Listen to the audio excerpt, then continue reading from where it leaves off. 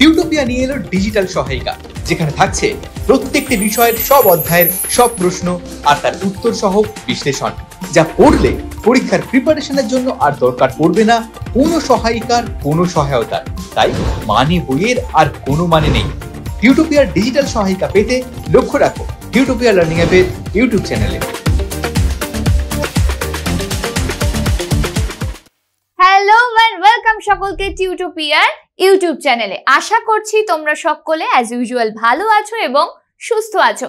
আমি তোমাদের geography mentor কাম geography দিদি সুস্মিতা ম্যাম থাকছি তোমাদের সাথে আবারও আরেকটা পুরো পর্ব নিয়ে, যেখানে আজকে আমরা আলোচনা করব ক্লাস 8 এর অর্থাৎ অষ্টম শ্রেণীর তৃতীয় অধ্যায় শিলা সম্পর্কে। এবং শিলা সম্পর্কে কি আলোচনা করব? শিলা সম্পর্কে আলোচনা করব এই অধ্যায় থেকে তোমাদের যাবতীয় যত রকমের প্রশ্নোত্তর আসতে পারে সেগুলো নিয়ে আলোচনা করব। কিন্তু এই আলোচনা পর্বটা শুরু করার আগে তোমরা আমাকে এটা বলো তো, এই চ্যাপ্টারটা নিশ্চয়ই তোমাদের বাড়িতে কেউ কেউ পড়েছো বা স্কুলেও হয়তো আশা করছি পড়ানো হয়ে গেছে। আর এই পড়াগুলো যদি হয়ে গিয়ে না থাকে তাহলে অবশ্যই টিউটোপিয়ার লাইভ ক্লাসে জয়েন করো, যেখানে আমি থাকছি তোমাদের সাথে জিওগ্রাফি দিদি হিসেবে। সরাসরি তোমরা আমার সাথে কথা বলতে পারবে টিউটোপিয়ার লাইভ ক্লাসে। সেখানে কিন্তু এই চ্যাপ্টারগুলো খুব সুন্দরভাবে বোঝানোর চেষ্টা করছি আমি, আর সেখানে কিন্তু তোমরা সরাসরি আমার সাথে কথা বলতে পারবে। কেমন? তাহলে দেখো, এই চ্যাপ্টার সম্পর্কে যদি তোমাদের কনসেপ্ট পুরো ক্লিয়ার থাকে তবেই কিন্তু আমার আজকের এই ভিডিওটা দেখে তোমরা মজা পাবে। কেন বলো তো মজার কথা বললাম? কারণ দেখো, এই চ্যাপ্টারটা সম্পর্কে যদি তোমাদের কনসেপ্ট ক্লিয়ার না থাকে তাহলে কি হবে? এই যে আমি তোমাদের সাথে প্রশ্ন উত্তরগুলো নিয়ে আলোচনা করব, সবাই কি সেই উত্তরগুলো দিতে পারবে? না দিতে পারলে মনটা একটু খারাপ হয়ে যাবে না? তাই জন্যে বলছি, এই অধ্যায় সম্পর্কে কনসেপ্ট পুরো ক্লিয়ার করে তবেই কিন্তু আমার আজকের এই ভিডিওটাকে দেখবে। কেমন? আর এই কনসেপ্ট ক্লিয়ার করতে গিয়ে যদি কোথাও আটকে যাও তাহলে কিসের সাহায্য নিতে পারে বলো তো? তার জন্য টিউটোপিয়া তোমাদের কাছে নিয়ে এসেছে টিউটোপিয়া লার্নিং অ্যাপের সমস্ত রকম ভিডিওগুলো, যেখানে অ্যানিমেশনের মাধ্যমে গ্রাফিক্সের মাধ্যমে খুব সুন্দরভাবে কিন্তু টিউটোপিয়া লার্নিং অ্যাপের ভিডিওগুলো তোমাদেরকে দেখানো হয়েছে। টপিক ওয়াইজ ডিভিশনের মাধ্যমে দেখানো হয়েছে, যাতে তোমাদের বুঝতে আর কোনো রকম অসুবিধা না হয়। কেমন? তাহলে চিন্তা কি, আগে কনসেপ্ট ক্লিয়ার, তারপরেই কিন্তু এই প্রশ্নোত্তর আলোচনাটা দেখবে। আশা করি তাই দেখছো। কেমন? কিন্তু এই শিলা সম্পর্কে প্রশ্নোত্তর আলোচনা করার আগে আমাদের কি জেনে নিতে হবে? বেসিক কয়েকটা জিনিস, যে এই অধ্যায় থেকে আমাদের কি কি মানের প্রশ্ন এসে থাকে। অর্থাৎ আমরা যখন পরীক্ষার খাতায় এই প্রশ্ন উত্তরগুলো অ্যাটেন্ড করব, আমাদের একটা মাইন্ডে যেন থাকে যে না, এই শিলা চ্যাপ্টার থেকে আমাদের এই ধরনের প্রশ্ন উত্তর এসে থাকে। তাহলে চলো এক পলকে সেটা দেখে নিই, তারপর ফিরে যাব সেই প্রশ্নোত্তর আলোচনা নিয়ে। কেমন? তাহলে চলো কি আছে দেখি। বহু বিকল্প ভিত্তিক প্রশ্নাবলী আসতে পারে আমাদের এই শিলা অধ্যায় থেকে, অর্থাৎ মাল্টিপল চয়েস কোয়েশ্চেন, যার প্রশ্ন মান থাকবে 1 মার্কসের। অতি সংক্ষিপ্ত প্রশ্নাবলী, যার প্রশ্নমান থাকবে 1 মার্কস। সংক্ষিপ্ত প্রশ্নাবলী 2 মার্কসের। ও সংক্ষিপ্ত ব্যাখ্যামূলক, অর্থাৎ যেগুলো একটু ইলাবোরেটলি তোমাদের অ্যান্সার দিতে হবে, বৈশিষ্ট্য বর্ণনা এরকম ধরনের প্রশ্ন আসে, সেই প্রশ্ন মান থাকবে 3 মার্কসের। আবারও তোমাদের দীর্ঘ উত্তর ভিত্তিক প্রশ্ন উত্তর আলোচনা থাকবে, যার প্রশ্নমান থাকবে 5 মার্কস। তাহলে তোমরাই আমাকে এবার একটু বলো তো, যদি আমি এই 1 মার্কস 2 মার্কস 3 মার্কস 5 মার্কস সমস্ত রকম প্রশ্নোত্তর নিয়ে তোমাদের সাথে আজকে আলোচনা করে ফেলি, অর্থাৎ এই অধ্যায় থেকে যাবতীয় যা যা প্রশ্ন আসে সেগুলো নিয়ে যদি আমি তোমাদের সাথে আজকে আলোচনা করে নিই, তোমাদের কি মনে হবে যে না একটু মানে বইটা খুলে দেখি, বা একটু কি মনে হবে যে সহায়িকাটা একটু প্রয়োজন আছে? মনে হবে না নিশ্চয়ই, কারণ আমি তো তোমাদের গ্যারেন্টি দিচ্ছি যে এই অধ্যায় থেকে এই প্রশ্ন বাইরে আর কোনো প্রশ্ন আসবে না। তাহলে আমরা কি বলতে পারি? মানে বইয়ের কোনো মানে রইল না, আর দরকার পড়লো না কোনো সহায়িকার কোনো রকম সহায়তার। আজকের এই ভিডিওটা তোমাদের পরীক্ষার প্রিপারেশনের জন্য একদম বেস্ট ভিডিও হতে চলেছে, আর এই ভিডিওর কিন্তু কোনো বিকল্প ভিডিও তোমরা পাবে না। কেমন? তাই আমার উপর ভরসা রেখে এই ভিডিওটা কিন্তু দেখতে থাকো একদম শেষ অবধি। আরেকটা কথা তোমাদের বোঝার সুবিধার জন্য নিচে একটা দেখবে টাইম লাইন আছে, সেই টাইম লাইনে ডিভিশন করে দেওয়া থাকবে কোথায় 2 মার্কসের কোয়েশ্চেন, কোথায় 3 মার্কসের কোয়েশ্চেন, কোথায় 5 মার্কস, আর কোথায় মাল্টিপল মাল্টিপল চয়েস কোয়েশ্চেন তোমরা ইজিলি কিন্তু খুঁজে বার করে নিতে পারবে। কেমন? তাহলে এতগুলো তোমাদের সুবিধা দিয়ে দেওয়া হলো, এবারে আশা করছি তোমরাও আমাদের এই পড়াশোনার ক্লাসটা দেখবে এবং আমাদের সাথে থাকবে। কেমন? তাহলে চলো প্রথমেই আমরা কি আলোচনা করব যে এই অধ্যায় থেকে কি কি বহু বিকল্প ভিত্তিক উত্তরধর্মী প্রশ্ন আসতে পারে, যার প্রশ্নমান 1। অর্থাৎ এই অধ্যায় থেকে আমাদের কি কি মাল্টিপল চয়েস কোয়েশ্চেন আসে সেগুলো এবার এক এক করে দেখে নিই। চলো, কেমন? আচ্ছা, তার আগে একটু আমি এই লেন্থটা কমিয়ে দিই। চলো, প্রথম প্রশ্ন কি দিয়েছে? চুনাপাথর গঠনকারী প্রধান খনিজের নাম কি? অপশন দেখো, মাইকা, ক্যালসাইট, কোয়ার্টজ এবং মার্বেল। কোন পদার্থটা চুনাপাথর গঠনকারী একটা খনিজের মধ্যে পড়ছে? এখানে রাইট অ্যান্সার কি? এখানে রাইট অ্যান্সার হলো অপশন বি, ক্যালসাইট হলো চুনাপাথর গঠনকারী একটা প্রধান খনিজ। ঠিক আছে, চলো পরের প্রশ্ন দেখি। স্লেট হলো ড্যাশের রূপান্তরিত রূপ। কার রূপান্তরিত রূপ হচ্ছে স্লেট? অর্থাৎ যেই স্লেটে আমরা লিখি, স্লেট দিয়ে আমরা প্রথম হাতে খড়ি শিখি। এখনো পর্যন্ত বাচ্চারা সরস্বতী পুজোর দিনকে স্লেটে পর হাতে খড়ি শিখি, তাই তো? কিন্তু এই স্লেট কার রূপান্তরিত রূপ? সিস্ট, নিশ, শেল এবং গ্রাফাইট। এখানে স্লেট হলো শেলের রূপান্তরিত রূপ, অর্থাৎ শেল থেকে স্লেট তৈরি হয়। কেমন? তাহলে right answer option C, shale. পরের প্রশ্ন দেখি। স্থাপত্য ও ভাস্কর্য শিল্পে ড্যাশ এর ব্যবহার ব্যাপক।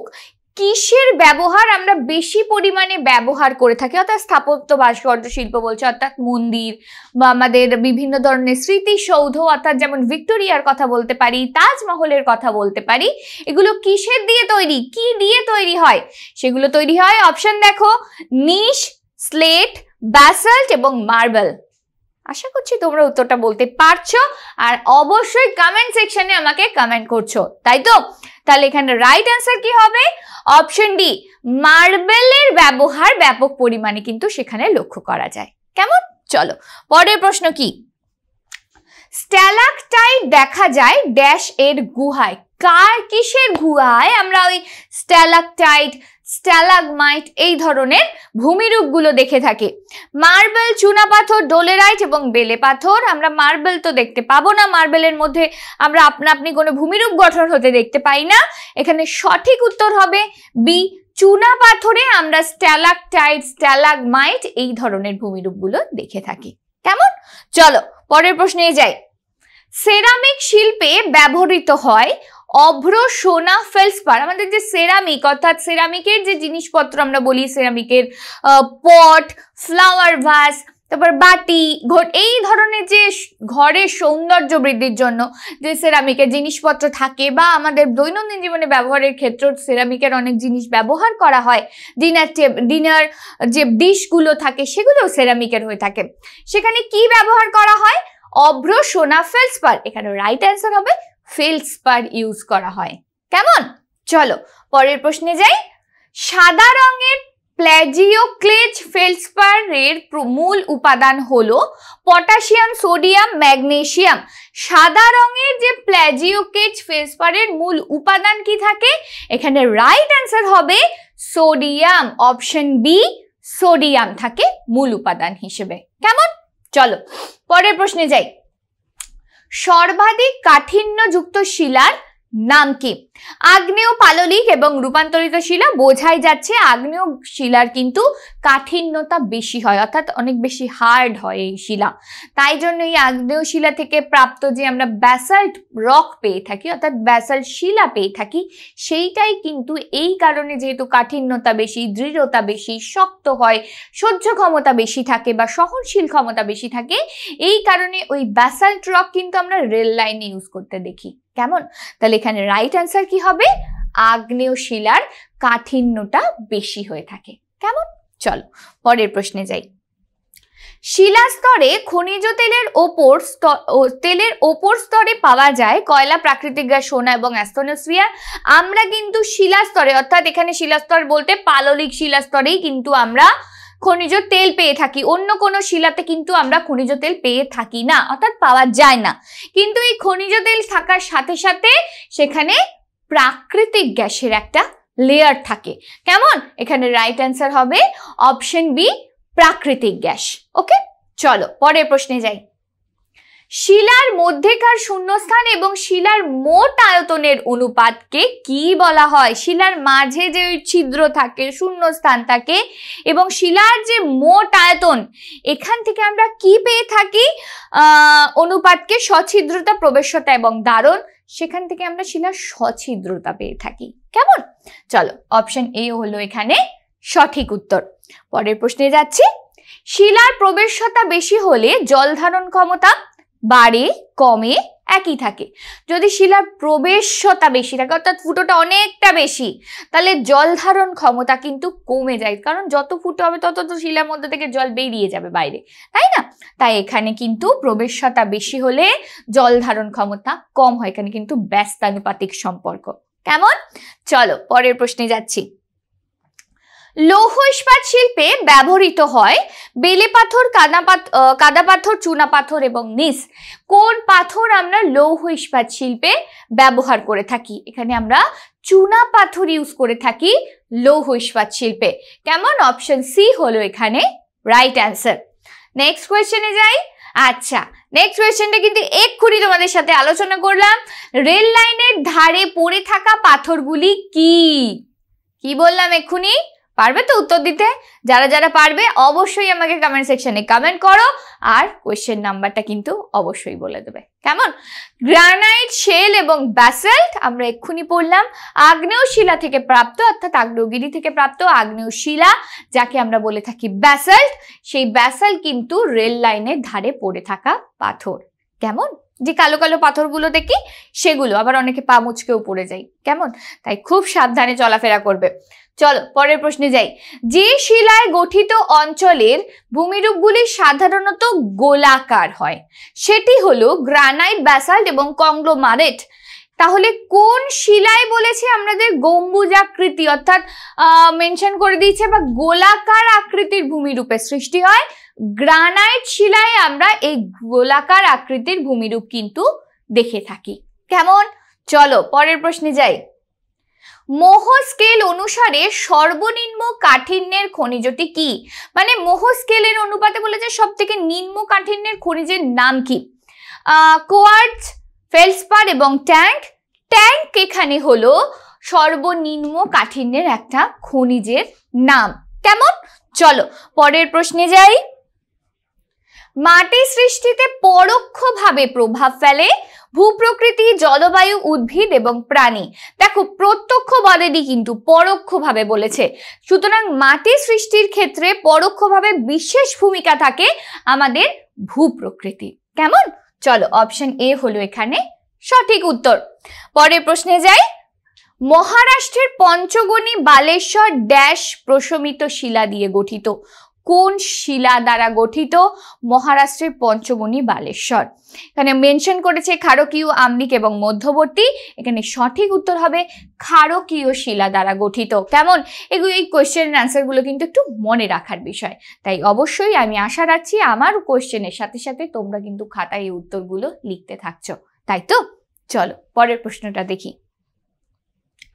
মহাদেশীয় ভূত্বক গঠিত হয়, বারবার আমি পড়ানোর সময় এই জিনিসটা রিপিট করেছি। এটা কিন্তু ভেরি ভেরি ইম্পর্টেন্ট প্রশ্ন, কারণ এই কোয়েশ্চেনটা এটা ঘুরিয়ে যায় যে মহাসাগরীয় ভূত্বক এবং মহাদেশীয় ভূত্বকের মধ্যে কোন শিলা দ্বারা গঠিত, এটা কিন্তু অনেক সময় গুলিয়ে যায়। তাই বলছি এটা কিন্তু মাথায় রাখবে। মহাদেশীয় ভূত্বক গঠিত হয় গ্রানাইট, ব্যাসাল্ট, চুনাপাথর এবং কাদা পাথর দিয়ে। এখানে রাইট অ্যান্সার হবে মহাদেশীয় ভূত্বক গঠিত হয় গ্রানাইট শিলা দ্বারা। আর অপর দিকে এটা মনে রাখবে মহাসাগরীয়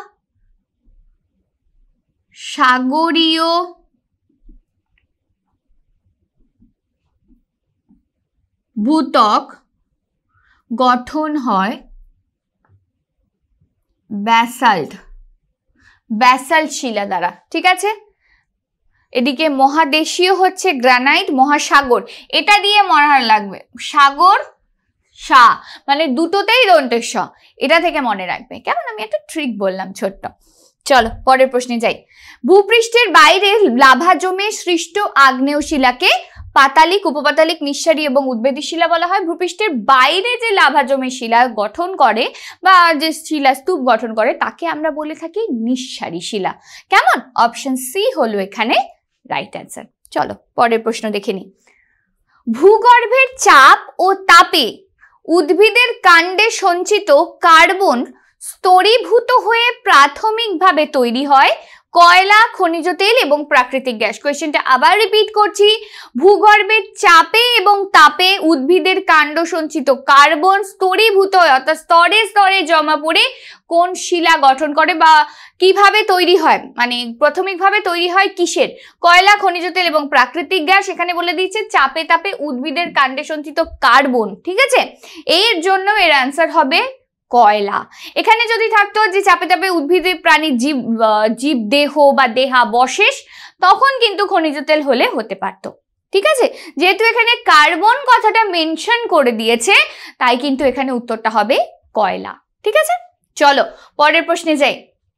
ভূ অভ্যন্তরের কম গভীরতায় সৃষ্ট আগ্নেয় শিলা হলো, ভূ অভ্যন্তরের কম গভীরতায় কোন আগ্নেয় শিলা গঠন হয়? সংঘাত, পাতালিক, উপপাতালিক এবং অসংঘাত। এখানে কম গভীরতায় সৃষ্টি হয় উপপাতালিক আগ্নেয় শিলার। কেমন?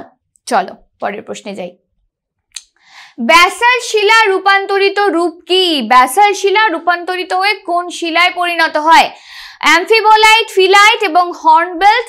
এখানে রাইট অ্যান্সার হবে অ্যামফিবোলাইট, অর্থাৎ অপশন এ হলো এখানে রাইট অ্যান্সার, ব্যাসাল্ট শিলার রূপান্তরিত রূপ হিসেবে। কেমন? চলো পরের প্রশ্নে যাই। ব্যাসাল্ট শিলায় গঠিত অঞ্চলের ভূমিরূপ সাধারণত গোলাকার, ছিদ্রযুক্ত, চ্যাপ্টাকৃতি এবং দণ্ডাকার হয়ে থাকে। ব্যাসাল্ট শিলা দ্বারা গঠিত ভূমিরূপ সাধারণত চ্যাপ্টা আকৃতির হয়ে থাকে। কেমন? অপশন সি হলো এখানে সঠিক উত্তর। পরের প্রশ্নে যাই। ব্যাসাল্ট শিলা থেকে সৃষ্টি হয় কোন মৃত্তিকা? পলল, লোহিত, কৃষ্ণ এবং ল্যাটেরাইট। আমাদের ব্যাসাল্ট শিলা থেকে, ব্যাসাল্ট একটু মাথা খাটাও, ব্যাসাল্ট হচ্ছে কালো রঙের, তাই তো? কালো রঙের একটা শিলা, কালো রঙের দেখতে হয়। পলল একটু দেখবে ধূসর কালারের হয়ে থাকে। লোহিত লাল রঙের, ল্যাটেরাইট লাল রঙের। এদিকে কৃষ্ণ মৃত্তিকাকে কিন্তু আমরা কালো মৃত্তিকা হিসেবে জানি। তাহলে দেখো উত্তরটা কিন্তু, মানে এটা যদি মানেটা বুঝে যাও তাহলে কিন্তু ইজিলি তোমরা বলে দিতে পারবে অপশন সি হলো এখানে সঠিক উত্তর, কৃষ্ণ মৃত্তিকা বা কালো মৃত্তিকা আমরা যেটা বলে থাকি। ঠিক আছে, তাই তো? চলো পরের প্রশ্নে যাই। ব্যাসাল্ট শিলায় গঠিত অঞ্চলের মাটির রং হয় কি হবে? লাল, কালো এবং হলুদ।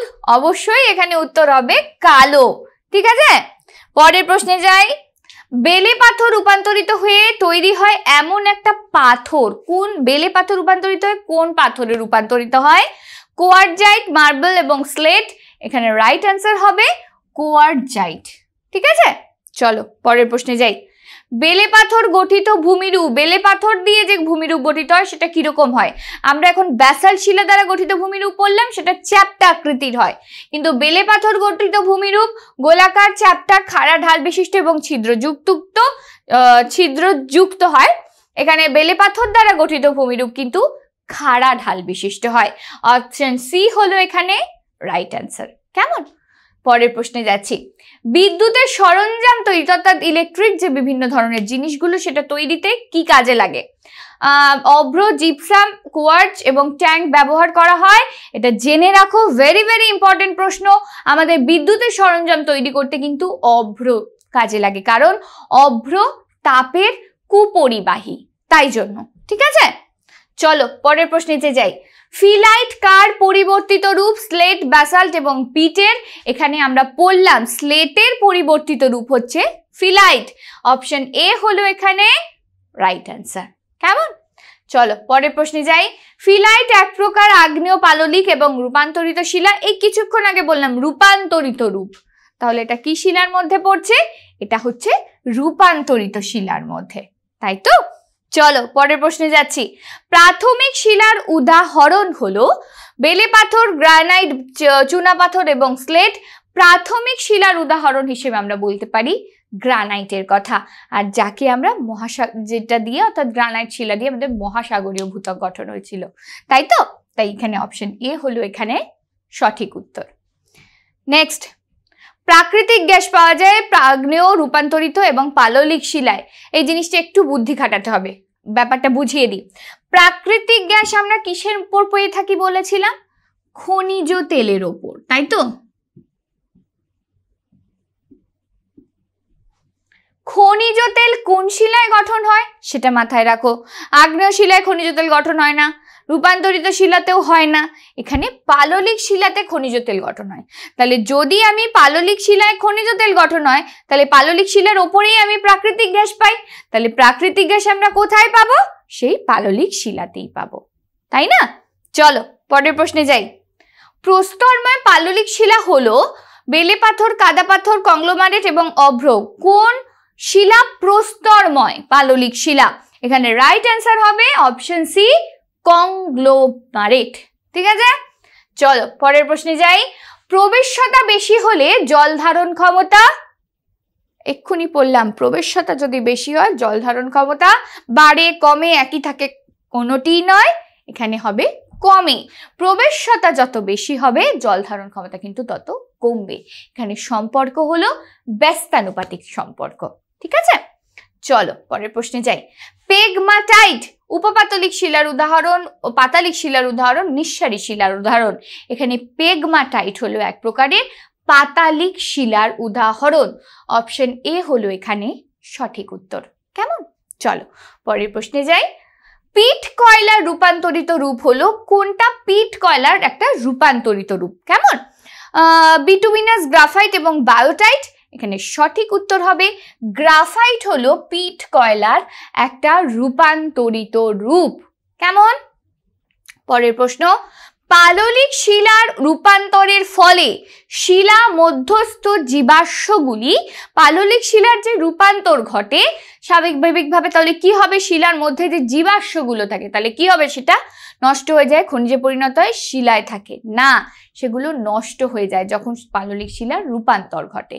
কেমন? অপশন এ হলো এখানে সঠিক উত্তর। নেক্সট কোয়েশ্চেন, পাললিক শিলার রূপান্তরের ফলে তার বন্ধুরতা যদি নষ্ট হয়ে যায়, শিলার মধ্যে থাকা জীবাশ্ম, শিলার গুণাগুণ কি হবে? রূপান্তরের ফলে হ্রাস পাবে, বৃদ্ধি পাবে এবং একই থাকবে? হ্রাস পাবে, স্বাভাবিকভাবেই সেটা তো কমে যাবেই। পরের প্রশ্নে যাই। পাতালিক শিলার একটি উদাহরণ দাও। ব্যাসাল্ট, ডোলেরাইট এবং গ্রানাইট। এখানে পাতালিক শিলার উদাহরণ হলো গ্রানাইট শিলা। কেমন? পরের প্রশ্নে যাই। নিশ হলো একটি আগ্নেয়, পাললিক এবং রূপান্তরিত শিলা। নিশ হলো এক প্রকারের রূপান্তরিত শিলার উদাহরণ। ঠিক আছে, চলো পরের প্রশ্নে যাচ্ছি। ডোলেরাইট একটি রূপান্তরিত পাললিক এবং আগ্নেয় শিলা। আমরা সকলে জানি ডোলেরাইট হলো এক প্রকারের আগ্নেয় শিলার উদাহরণ। ওকে, চলো পরের প্রশ্ন। ডেকান ট্র্যাপ বলা হয় কাকে? ডেকান ট্র্যাপ বলা হয় আমরা কি জানি? এটা আশা করছি তোমরা সকলে উত্তর দিতে পারবে। দাক্ষিণাত্য, ছোটনাগপুর, লাদাখ এবং মেঘালয়। এখানে বলেই দিয়েছে, মেনশন করেই দিয়েছে দাক্ষিণাত্য, অর্থাৎ আমাদের ডেকান ট্র্যাপ অঞ্চল বলে থাকি দাক্ষিণাত্য অঞ্চলকে। ঠিক আছে, চলো পরের প্রশ্ন। টাফ হলো একটি পাইরোক্লাস্টিক শিলা, পাতালিক শিলা, উপপাতালিক শিলা এবং উদ্বেধী শিলা। এখানে টাফ হলো একটা পাইরোক্লাস্টিক শিলার উদাহরণ। অপশন এ হলো এখানে রাইট অ্যান্সার। ওকে, পরের প্রশ্ন। জীবাশ্ম দেখা যায় কোন শিলায়? আগ্নেয়, পাললিক এবং রূপান্তরিত শিলা। আমরা জীবাশ্ম দেখতে পাই অর্থাৎ ফসিলস দেখতে পাই পাললিক শিলার মধ্যে। অপশন এ হলো এখানে রাইট অ্যান্সার। Next question. জয়সলমেরের সোনার কেল্লা তৈরি হয়েছে, এটা কিন্তু ভেরি ভেরি ইম্পর্টেন্ট প্রশ্ন, জেনে রাখো। আমরা তো বা সোনার কেল্লা, এইসব ফেলুদা, এইসব সিনেমাগুলো দেখেছি, তো এটাও তো জেনে রাখা দরকার। এই জয়সলমেরের সোনার কেল্লা কি দিয়ে তৈরি হয়েছে? চুনা পাথর দিয়ে, বেলে পাথর দিয়ে এবং সাদা পাথর দিয়ে। এটা তৈরি হয়েছে বেলে পাথর দিয়ে। অপশন এ হলো এখানে সঠিক উত্তর। Next question. চুনা পাথরের রূপান্তরিত রূপ হলো আমরা মার্বেল পড়েছি কার রূপান্তরিত রূপ, এখানে ঘুরিয়ে দিয়েছে প্রশ্নটা। কোয়ার্টজাইট, মার্বেল এবং হর্নবেল, এখানে বি মার্বেল হলো চুনা পাথরের একটা রূপান্তরিত রূপ। কেমন? চলো পরের প্রশ্নে যাচ্ছি। চুনা পাথর এক প্রকারের সংঘাত, অসংঘাত এবং কর্দমময় শিলা। চুনা পাথর হলো এক প্রকারের অসংঘাত শিলার উদাহরণ, অসংঘাত শিলা। কেমন? চলো পরের প্রশ্ন। চক হলো এক প্রকার নিঃসারী, পাললিক এবং রূপান্তরিত শিলা। চক হলো এক প্রকারের পাললিক শিলার উদাহরণ। ঠিক আছে, অপশন বি হলো এখানে সঠিক উত্তর। ওকে, চলো পরের প্রশ্নে যাচ্ছি। গ্রাফাইট হলো আগ্নেয়, পাললিক এবং রূপান্তরিত শিলার উদাহরণ। গ্রাফাইট হলো রূপান্তরিত রূপ, অর্থাৎ রূপান্তরিত শিলার উদাহরণ হলো গ্রাফাইট। Next question.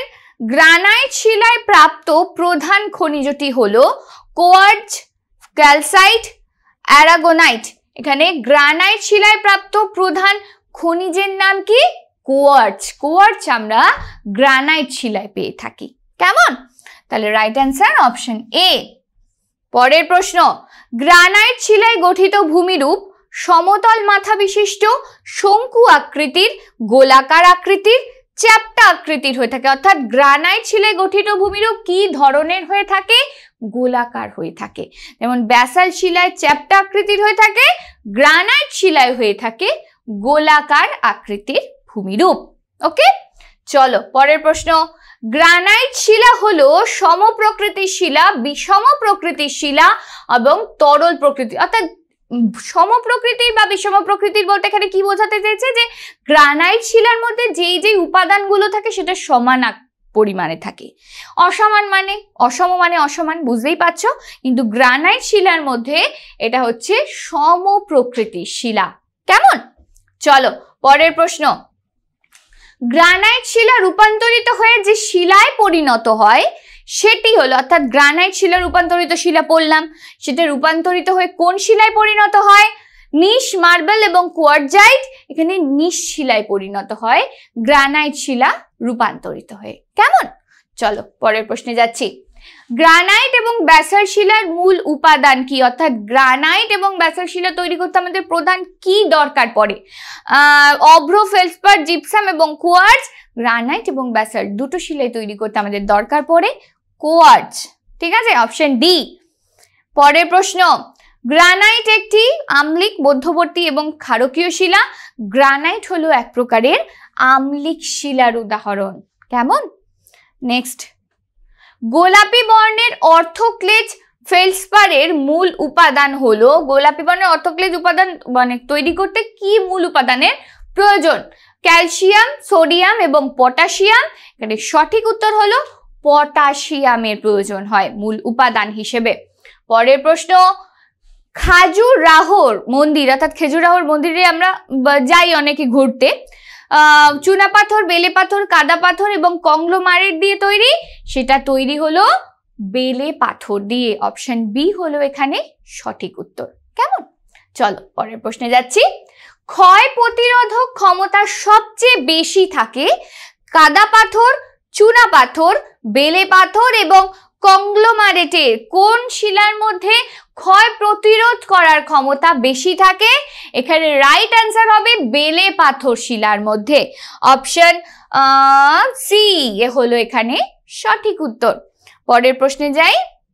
ক্যালসিয়াম সালফেটের জলযুক্ত একটা কেলাসের নাম কি? কোয়ার্টজ, জিপসাম এবং অভ্র। এখানে সঠিক উত্তর হলো জিপসাম। জিপসাম হলো ক্যালসিয়াম সালফেটের জলযুক্ত একটা কেলাসের নাম। ঠিক আছে, পরের প্রশ্নতে যাচ্ছি। কাদা পাথর স্লেটে রূপান্তরিত হয় তাপ, লাভা, রাসায়নিক প্রক্রিয়া এবং চাপের প্রভাবে। কিসের প্রভাবে কাদা পাথর স্লেটে রূপান্তরিত হয়? চাপের প্রভাবে। প্রচুর পরিমাণে চাপ পড়লে তখনই তো একটা পাতলা স্লেটের আকারে আসে, তাই না? তাই চাপ হবে এখানে উত্তর। ঠিক আছে, পরের প্রশ্নে যাচ্ছি। কর্দমময় পাললিক শিলা হলো বেলে পাথর, কাদা পাথর, কংগ্লোমারেট এবং চুনা পাথর। কর্দমময় পাললিক শিলা হলো একটা কর্দম, কাদা, বুঝতেই পারছি কাদার সাথে রিলেটেড। তাই এখানে রাইট অ্যান্সার হবে অপশন বি, কাদা পাথরের সাথে রিলেটেড। কেমন? চলো খনি এবং খনিজ কয়লা ও খনিজ তেল পাওয়া যায় আগ্নেয় শিলায়, পাললিক শিলায়, রূপান্তরিত শিলায়। আমরা কয়লা এবং খনিজ তেল কোথায় পেয়ে থাকি? পাললিক শিলায়, আমরা কিন্তু পড়েছি। Right answer option B. এক প্রকার বালুকাময় পাললিক শিলার উদাহরণ হলো চুনাপাথর, বেলে পাথর এবং কাদা পাথর। বোঝাই যাচ্ছে বেলে পাথরের মধ্যে কিন্তু বালির পরিমাণ বেশি পরিমাণে থাকে, তাই এখানে রাইট অ্যান্সার হবে অপশন বি।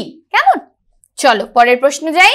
একটি শিলা গঠনকারী খনিজ হলো গ্রানাইট, ব্যাসাল্ট, কোয়ার্টজ এবং কোয়ার্টজাইট। এখানে শিলা গঠনকারী খনিজ মেনশন করে দিয়েছে, তাই কোয়ার্টজ হচ্ছে একটা শিলা গঠনকারী খনিজ, তাই এখানে রাইট অ্যান্সার হবে অপশন সি। পরের প্রশ্নতে যাচ্ছি। একটি রূপান্তরিত শিলা রূপান্তর রূপ, মানে একটা রূপান্তরিত শিলা তার আবার রূপান্তর রূপ বলেছে। হর্নবেল, ফিলাইট, অ্যাম্ফিবোলাইট এবং মার্বেল। ফিলাইট হলো একটা রূপান্তরিত শিলারও একটা রূপান্তরিত রূপ। কেমন? চলো পরের প্রশ্নে দেখি। একটি রূপান্তরিত শিলা হলো গ্রানাইট, বেলে পাথর, চুনা পাথর এবং মার্বেল। কি আমাদের রূপান্তরিত শিলার উদাহরণ? মার্বেল হলো একটা রূপান্তরিত শিলার উদাহরণ। কেমন? Option D. পরের প্রশ্ন। একটি মাত্র মৌলিক উপাদানে গঠিত কোন খনিজ? কোন খনিজ একটা মাত্র মৌলিক উপাদান দিয়ে গঠিত? সোনা, লোহা, ব্যাসাল্ট এবং অ্যালুমিনিয়াম। এখানে রাইট অ্যান্সার হবে সোনা হলো একটা মৌলিক উপাদানে গঠিত খনিজ। কেমন? চলো নেক্সট কোয়েশ্চেনে যাচ্ছি। একটি প্রাথমিক শিলার উদাহরণ হলো কোনটা? প্রাথমিক শিলা আমরা পড়েছিলাম গ্রানাইট শিলা হলো একটা প্রাথমিক শিলার উদাহরণ, যা কিন্তু মহাসাগরীয় ভূত্বক দ্বারা গঠিত। ঠিক আছে। একটি পাতালিক শিলার উদাহরণের নাম কি? পেরিডোটাইট, মাইক্রোডায়োরাইট, কিম্বারলাইট এবং কামটাইট। এখানে পেরিডোটাইট হলো একটা পাতালিক শিলার উদাহরণ। কেমন? চলো পরের প্রশ্ন দেখে নি। একটি অসংঘাত শিলার নাম কি? এখানে অসংঘাত শিলার উদাহরণগুলো কি দিয়েছে? ব্রেকোশিয়া, চুনাপাথর, কংগ্লোমারেট এবং কোনোটি নয়। এখানে চুনাপাথর হলো একটা অসংঘাত শিলার নাম। ওকে, চলো পরের প্রশ্নতে যাচ্ছি। একটি অতি ক্ষারকীয় আগ্নেয় শিলা হলো গ্রানাইট, ব্যাসাল্ট এবং পেরিডোটাইট। সব থেকে ক্ষারকীয় আগ্নেয় শিলা এই উদাহরণগুলোর মধ্যে অপশন সি পেরিডোটাইট হলো ক্ষারকীয় আগ্নেয় শিলার উদাহরণ। কেমন? চলো পরের প্রশ্ন দেখে নি। ঊর্ধ্বগামী চুনের স্তম্ভকে, একটা চুনের মতো স্তম্ভ বেরোয় যেটা উপর থেকে ওঠে, ঊর্ধ্বগামী বলেছে। স্ট্যালাকটাইট, স্ট্যালাগমাইট এবং হেমাটাইট। এখানে স্ট্যালাগমাইট অর্থাৎ এটা যদি আমাদের কোনো ভূমিরূপের স্ট্রাকচার হয়, মানে এরকম বলছি একটা কোনো গুহার মধ্যে যেটা ঊর্ধ্বগামী অর্থাৎ উপর থেকে পড়তে পড়তে এরকম উপর দিকে উঠছে, তাকে আমরা বলছি স্ট্যালাকটাইট। আর যখন সেটা নিচের দিকে এরকম কোনো কিছু নামছে সেটা হচ্ছে স্ট্যালাগমাইট। তাহলে ঊর্ধ্বগামী চুনের স্তম্ভকে আমরা কি বলি? স্ট্যালাগমাইট, যেটা আমরা বিশেষ করে দেখে থাকি চুনাপাথর গঠিত কার্স্ট ভূমিরূপে। কেমন? চলো পরের প্রশ্নতে যাচ্ছি। উপপাতালিক শিলার উদাহরণ পাতালিক বললাম, উপপাতালিকটাও জেনে নিই। ডোলেরাইট, গ্রানাইট, ব্যাসাল্ট এবং অবসিডিয়ান। এখানে রাইট অ্যান্সার হবে ডোলেরাইট হলো একটা উপপাতালিক শিলার উদাহরণ। কেমন? চলো পরের প্রশ্ন দেখে নিই। উদ্বেদী আগ্নেয় শিলার একটা উদাহরণের নাম বলেছে। ব্যাসাল্ট, গ্রানাইট, অবসিডিয়ান এবং ল্যাপিলি। এখানে উদ্বেদী আগ্নেয় শিলার উদাহরণ হচ্ছে গ্রানাইট শিলা। তাহলে রাইট অ্যান্সার কি? অপশন বি গ্রানাইট, যা উদ্বেধী আগ্নেয় শিলার একটা এক্সাম্পল। পরের প্রশ্ন যাচ্ছি। উত্তপ্ত লাভার সংস্পর্শে শিলার যে রূপান্তর হয় অর্থাৎ যে চেঞ্জ হয় তাকে কি বলে? আঞ্চলিক, স্থানীয় এবং সামগ্রিক রূপান্তর বলে। তাকে বলা হয় স্থানীয় রূপান্তর, অর্থাৎ যখন উত্তপ্ত শিলার সংস্পর্শে এসে কোনো শিলার রূপান্তর ঘটছে। কেমন? পরের প্রশ্ন যাই। আঞ্চলিক বা ব্যাপক রূপান্তরের ফলে গঠিত শিলাটি হলো ফিলাইট, স্লেট এবং সিস্ট। এখানে স্লেট হলো একটা আঞ্চলিক বা ব্যাপক রূপান্তরের ফলে গঠিত শিলা। কেমন? স্লেট মাথায় রাখবে যে আঞ্চলিক রূপান্তরের ফলে গঠিত শিলার উদাহরণ হচ্ছে স্লেট শিলা। কেমন? নেক্সট, অবসিডিয়ান হলো একটি কি মনে হচ্ছে? পাললিক, আগ্নেয় এবং রূপান্তরিত শিলা। অবসিডিয়ান হলো একটা আগ্নেয় শিলার উদাহরণ। পরের প্রশ্ন, অত্যাধিক তাপে শিলা রূপান্তরের উদাহরণ হলো শেল থেকে স্লেট, অ্যান্ডালুসাইট থেকে সিলিমেনাইট, পিট কয়লা থেকে গ্রাফাইট, ব্যাসাল্ট থেকে অ্যাম্ফিবোলাইট অত্যাধিক শিলার তাপে বলেছে। তাপে কি হয়? তাপে হয় পিট কয়লা থেকে গ্রাফাইটের রূপান্তর, অর্থাৎ অপশন সি হলো এখানে সঠিক উত্তর। দেখো এই যে আলোচনা করতে করতে কিছুক্ষণের মধ্যেই আমরা আলোচনা করে নিলাম এই শিলা অধ্যায় থেকে আমাদের কি কি মাল্টিপল চয়েসের কোয়েশ্চেন আসতে পারে। এখনো আমাদের যদিও বাকি আছে যে এই অধ্যায় থেকে আমাদের কি কি সত্য মিথ্যা, শূন্যস্থান পূরণ, 2 মার্কসের, 3 মার্কসের, 5 মার্কসের কোয়েশ্চেন, সেগুলোও জানা বাকি আছে, তাই তো? তাহলে দেরি না করে চলো না দেখে নিই এবার আমাদের কি কি প্রশ্ন আসতে পারে এই অধ্যায় থেকে শূন্যস্থান পূরণ। কেমন? চলো দেখে নিই। তাহলে শূন্যস্থান পূরণের আমাদের প্রথম প্রশ্নটা কি আছে? হিমালয় পর্বত প্রধানত ড্যাশ শিলা দ্বারা গঠিত। আমাদের হিমালয় পর্বত কোন শিলা দ্বারা গঠিত? পাললিক শিলা দ্বারা আমাদের হিমালয় পর্বত কিন্তু গঠিত হয়েছে। কেমন? চলো পরের প্রশ্ন দেখি। স্তরীভূত শিলায় প্রাণী এবং উদ্ভিদের যেসব ছাপ পাওয়া যায় তাদের কি বলে? অর্থাৎ প্রাণী এবং উদ্ভিদের যে আমরা ছাপ পাই তাকে কি বলি? ফসিলস বা জীবাশ্ম বলা হয় তাদেরকে।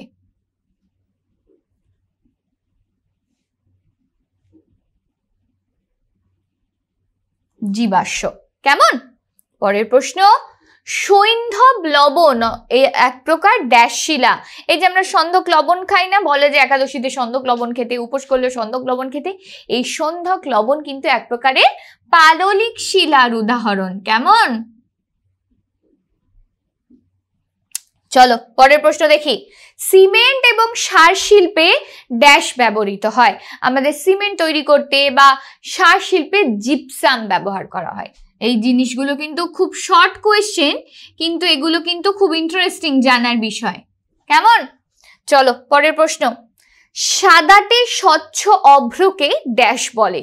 সাদাটে স্বচ্ছ যে অভ্র তাকে বলা হয় মাস্কোভাইট। মাস্কোভাইট অভ্র বলা হয়।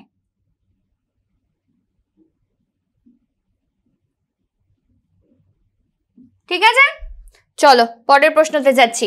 সমুদ্রের তলদেশ ড্যাশ শিলা দ্বারা গঠিত।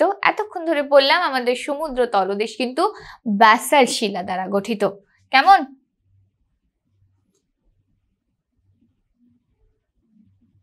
Next question. সছিদ্রতা হলো ড্যাশ এবং ড্যাশের অনুপাত। কিসের কিসের অনুপাত পড়ছিলাম? শিলার মধ্যস্থিত শূন্যস্থান বা ছিদ্র এবং শিলার মোট আয়তন। তাহলে এইখানে আমি উত্তরটা লিখে দিই যে শিলার মধ্যেকার শূন্যস্থান, আরেকটা হলো কি শিলার মোট আয়তন। কেমন? এটা হলো সছিদ্রতার অনুপাত। ওকে, চলো পরের প্রশ্নতে যাচ্ছি। সংঘাত শিলার একটি উদাহরণ কি? অর্থাৎ সংঘাত শিলার একটা উদাহরণ কি বলতে পারি? কংগ্লোমারেট। কংগ্লোমারেট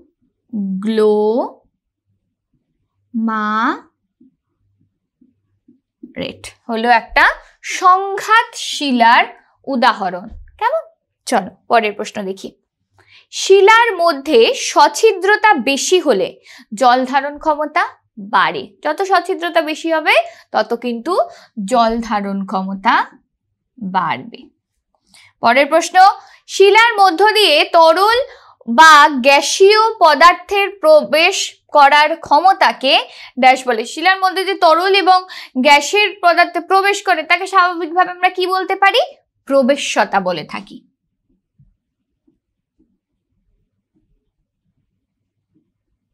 কেমন? পরের প্রশ্নে যাই। শিলায় আঞ্চলিক বা ব্যাপক রূপান্তর ঘটে ড্যাশের ফলে। কিসের ফলে ঘটে? চাপের ফলে কিন্তু শিলার আঞ্চলিক এবং ব্যাপক একটা চেঞ্জ ঘটে থাকে। সেটা হলো কি? চাপের ফলে।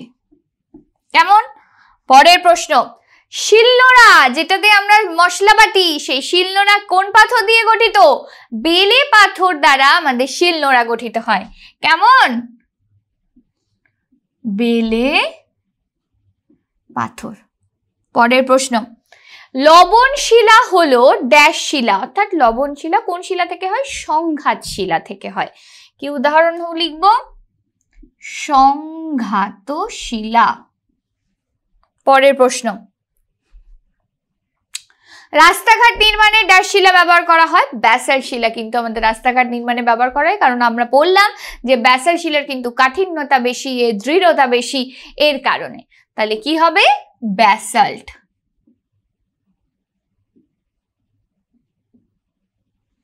পরের প্রশ্ন দেখি, রায়োলাইট হলো ড্যাশ শিলার উদাহরণ? আমাদের রায়োলাইট হলো এক প্রকারের নিঃসারী শিলার উদাহরণ। কি? নিঃসারী শিলার উদাহরণ হলো রায়োলাইট। কেমন? পরের প্রশ্ন দেখি, চলো পড়ো এই জিনিসটা আমার সাথে সাথে। ভূ অভ্যন্তরের উত্তপ্ত গলিত ম্যাগমা ভূত্বকের কোনো দুর্বল স্থান দিয়ে বেরিয়ে বাইরে সঞ্চিত হয়ে যে আগ্নেয় শিলা গঠন করে তাকে ড্যাশ আগ্নেয় শিলা বলে। আরেকবার রিপিট, ভূ অভ্যন্তরের উত্তপ্ত গলিত ম্যাগমা ভূত্বকের কোনো দুর্বল স্থান দিয়ে বাইরে বেরিয়ে সঞ্চিত হয়ে যে আগ্নেয় শিলা গঠন করে তাকে কোন শিলা বলা হয়? নিঃসারী শিলা বলা হয়। কেমন? তাকে বলা হয় নিঃসারী শিলা। কেমন? চলো পরের প্রশ্ন দেখি, ব্রেকোশিয়া হলো এক প্রকারের ড্যাশ শিলা? সংঘাত শিলার উদাহরণ হলো ব্রেকোশিয়া, সংঘাত। কেমন? পরের প্রশ্নতে যাচ্ছি, ব্যাসাল্টে রূপান্তরিত রূপ ড্যাশ শিলা? ব্যাসাল্ট কোন শিলা থেকে অ্যামফিবোলাইট। কি হবে? অ্যামফিবোলাইট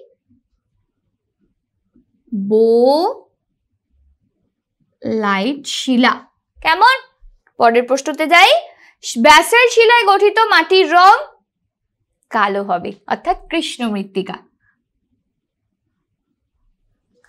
চলো পরের প্রশ্ন দেখি, ব্যাসাল্ট শিলা দ্বারা ড্যাশ ভূত্বক গঠিত হয়? আমাদের ব্যাসাল্ট শিলা দ্বারা কিন্তু মহাসাগরীয় ভূত্বক গঠিত। কি হবে? মহাসাগরীয়, তাই তো? চলো পরের প্রশ্নতে যাই, ব্যাসাল্ট ড্যাশ আগ্নেয় শিলার উদাহরণ? ব্যাসাল্ট হলো নিঃসারী আগ্নেয় শিলার উদাহরণ।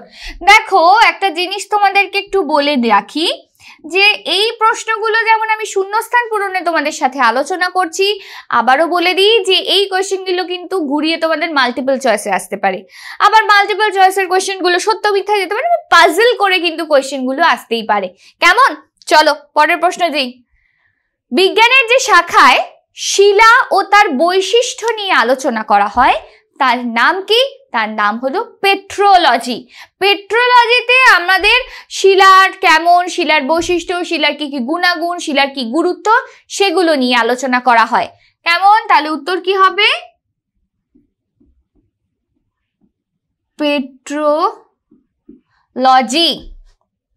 পরের প্রশ্ন, প্রবেশ্যতা বেশি হলে জল ধারণ ক্ষমতা কমবে।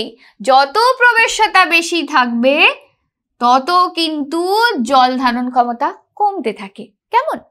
পরের প্রশ্ন, প্রবেশ্য শিলার একটা উদাহরণ হলো বেলে পাথর, হলো একটা প্রবেশ্য শিলার উদাহরণ। পরের প্রশ্ন, প্রবেশ্য শিলার একটা উদাহরণ এটাও বললাম যেটা বেলে পাথর। প্রধানত ড্যাশ শিলা থেকেই অন্য সব শিলার উৎপন্ন হয়। প্রধানত আমাদের আগ্নেয় শিলা থেকেই কিন্তু সমস্ত রকমের শিলার উৎপত্তি হয়ে থাকে। তাহলে কি বলবো? আগ্নেয় শিলা। কেমন?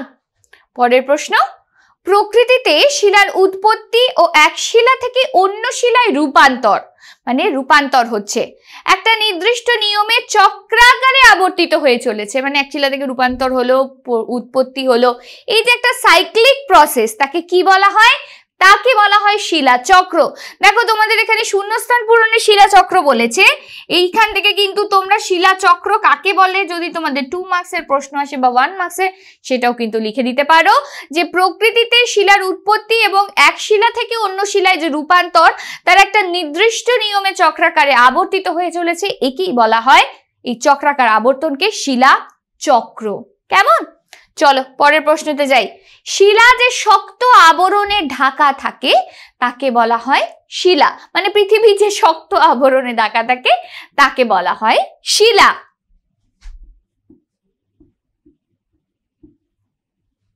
পরের প্রশ্নে যাই। পলি জমাট বেঁধে সৃষ্টি হওয়া শিলার নাম, পলি জমাট বেঁধে কি শিলা সৃষ্টি হবে? যথারীতি পাললিক শিলা সৃষ্টি করবে, সেই শিলার নাম হলো কি? পাললিক শিলা। কেমন? পরের প্রশ্নে যাই। দাক্ষিণাত্য মালভূমিতে ব্যাসাল্ট শিলা বিয়োজিত হয়ে সৃষ্টি হয় ড্যাশ মাটি, কালো মাটি রূপান্তরিত হয়, অর্থাৎ ব্যাসাল্ট শিলা আমি বললাম কালো, সেখান থেকে কালো মাটি বা কৃষ্ণ মৃত্তিকা আমরা যেটা বলে থাকি, কালো মাটি। পরের প্রশ্ন। তাজমহল ড্যাশ পাথর দ্বারা গঠিত, তাজমহল আমাদের মার্বেল দ্বারা গঠিত হয়ে থাকে। পরের প্রশ্ন। ছাদ ঢালাইয়ের কাজে ব্যবহৃত স্টোন চিপ হলো এক প্রকারের কাস্ট, অর্থাৎ ছাদ ঢালাইয়ের কাজে যে স্টোন চিপ ব্যবহার করা হয়, আমি ভুল বললাম, সেটা হলো এক প্রকারের ব্যাসাল্ট, অর্থাৎ আগ্নেয় শিলার একটা রূপ।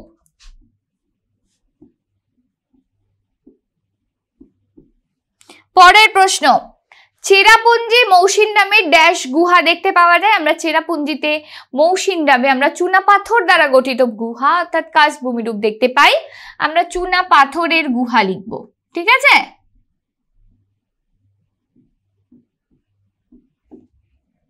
পরের প্রশ্ন। চুনা পাথরের রূপান্তরিত রূপ হলো কি? চুনা পাথর রূপান্তরিত হয় মার্বেলে, ঠিক আছে? তাই উত্তর হলো মার্বেল। পরের প্রশ্ন। চুনাপাথর গঠিত অঞ্চল ড্যাশ অঞ্চল নামে পরিচিত। এই কিছুক্ষণ আগে বললাম যে চুনাপাথর গঠিত অঞ্চল কিন্তু কার্স্ট অঞ্চল বা কার্স্ট ভূমিরূপ অঞ্চল নামে পরিচিত। কেমন? পরের প্রশ্ন। চাপ, তাপ এবং রাসায়নিক বিয়োজনে প্রতিটি শিলার বৈশিষ্ট্যের পরিবর্তনের ঘটনাকে ড্যাশ বলা হয়। যে চাপ, তাপ, রাসায়নিক পরিবর্তনের ফলে একটা রূপান্তর করছে, তাকে কি বলছি? রূপান্তর বলছি, অর্থাৎ রূপান্তর বলা হয়।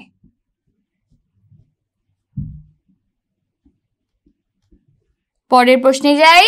গ্রাফাইট হলো একটি ড্যাশ শিলা, রূপান্তরিত শিলা হলো একটা গ্রাফাইট, তাই উত্তর কি হবে? রূপান্তরিত শিলা। কেমন? Next question. গ্রানাইট শিলা রূপান্তরিত হয়ে ড্যাশ শিলায় পরিণত হয়, নিশ শিলায় পরিণত হয়। আমাদের গ্রানাইটের রূপান্তর রূপ হলো নিশ।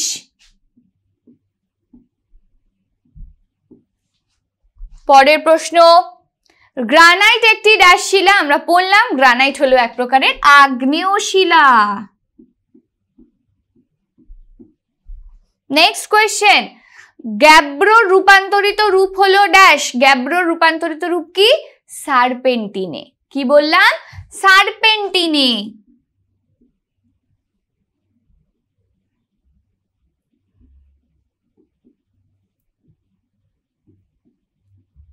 হলো আমাদের গ্যাব্রোর রূপান্তরিত রূপ, ঠিক আছে?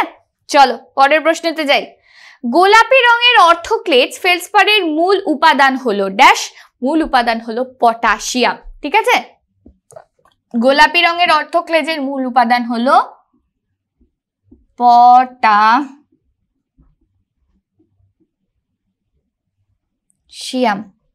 গুহার মেঝে থেকে ওপরের দিকে জমতে থাকা চুনা পাথরের দণ্ডকে কি বলে? ওপরের দিকে জমতে থাকে কি বলে? স্ট্যালাগমাইট। কেমন? ঊর্ধ্বগামী আমরা যেটা পড়লাম, স্ট্যালাগমাইট, ঠিক আছে?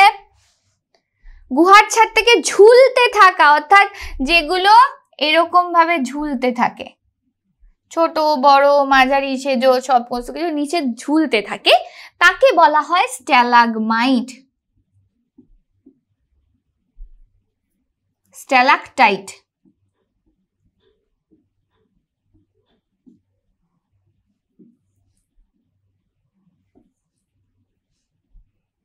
পরের প্রশ্ন। খনিজের কাঠিন্য পরিমাপের স্কেল হলো ড্যাশ স্কেল, মোহ স্কেল, অর্থাৎ খনিজের কাঠিন্য আমরা মোহ স্কেলের মাধ্যমে করে থাকি, ঠিক আছে? চলো পরের প্রশ্নতে যাই। কাদা পাথর একটি ড্যাশ জাতীয় পাললিক শিলা।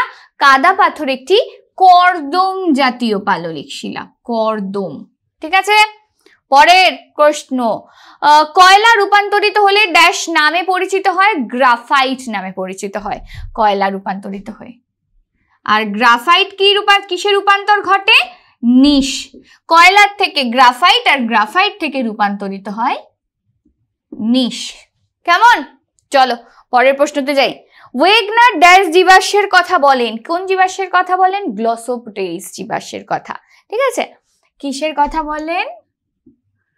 গ্লসোপটেরিস। নেক্সট কোয়েশ্চেন, একটি প্রস্তরময় পাললিক শিলা হলো কোনটা? একটা প্রস্তরময় পাললিক শিলা কংগ্লোমারেট হলো এক প্রকারের প্রস্তরময়, অর্থাৎ স্তরে স্তরে হয় একটা পাললিক শিলা। কি উত্তর হবে? কংগ্লোমারেট।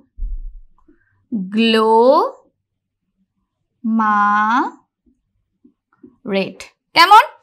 পরের প্রশ্ন, একটি উপপাতালিক শিলার উদাহরণ হলো ডোলেরাইট। ডোলেরাইট হলো এক প্রকারের উপপাতালিক শিলা। কেমন?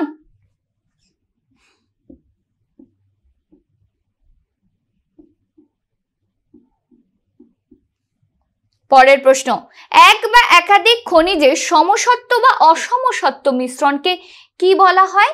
শিলা বলা হয়। কারণ এক একটা খনিজ সমান পরিমাণে থাকে, অসমান পরিমাণে থাকে, তাকে যে গঠন সৃষ্টি হয় তাকে আমরা বলি শিলা।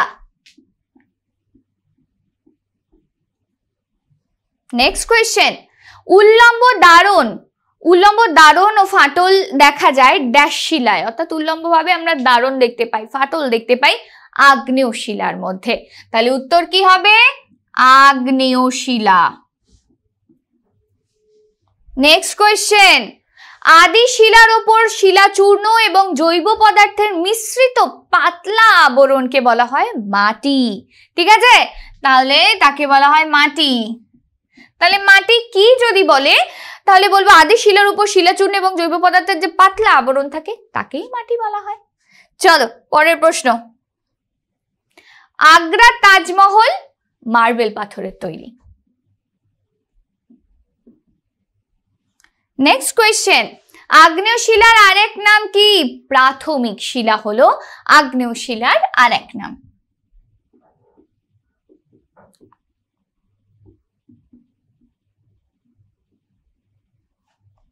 পরের প্রশ্নতে যাই। অ্যারাগোনাইট খনিজ দিয়ে গঠিত শিলা হলো কি? ড্যাশ। কোনটা অ্যারাগোনাইট শিলা দিয়ে গঠিত খনিজ? চুনা পাথর। কেমন?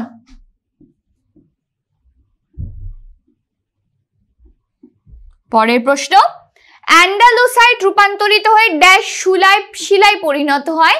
অ্যান্ডালুসাইট রূপান্তরিত হয়ে সিলিমোনাইট শিলায় পরিণত হয়। কি শিলা?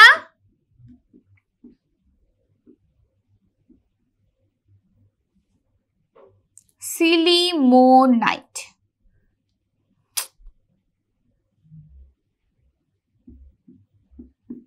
কেমন? চলো পরের প্রশ্নতে যাই।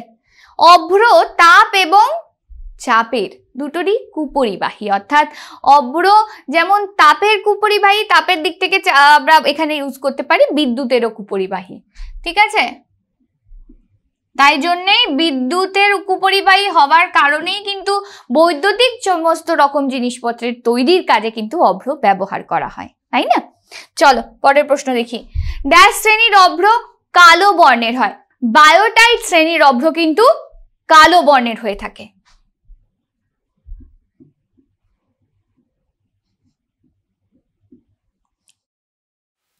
নেক্সট কোয়েশ্চেন, ড্যাশ শিলার ভঙ্গুরতা যথেষ্ট কম, অর্থাৎ ভেঙে কম যায়, হওয়ার ফলে ক্ষয় প্রতিরোধ ক্ষমতা বেশি হয়। আমরা জানি আগ্নেয় শিলার কিন্তু ভঙ্গুরতা যথেষ্ট কম হয়, আগ্নেয় শিলার, আর এটা ক্ষয় প্রতিরোধ ক্ষমতাও স্বাভাবিকভাবে বেশি হবে।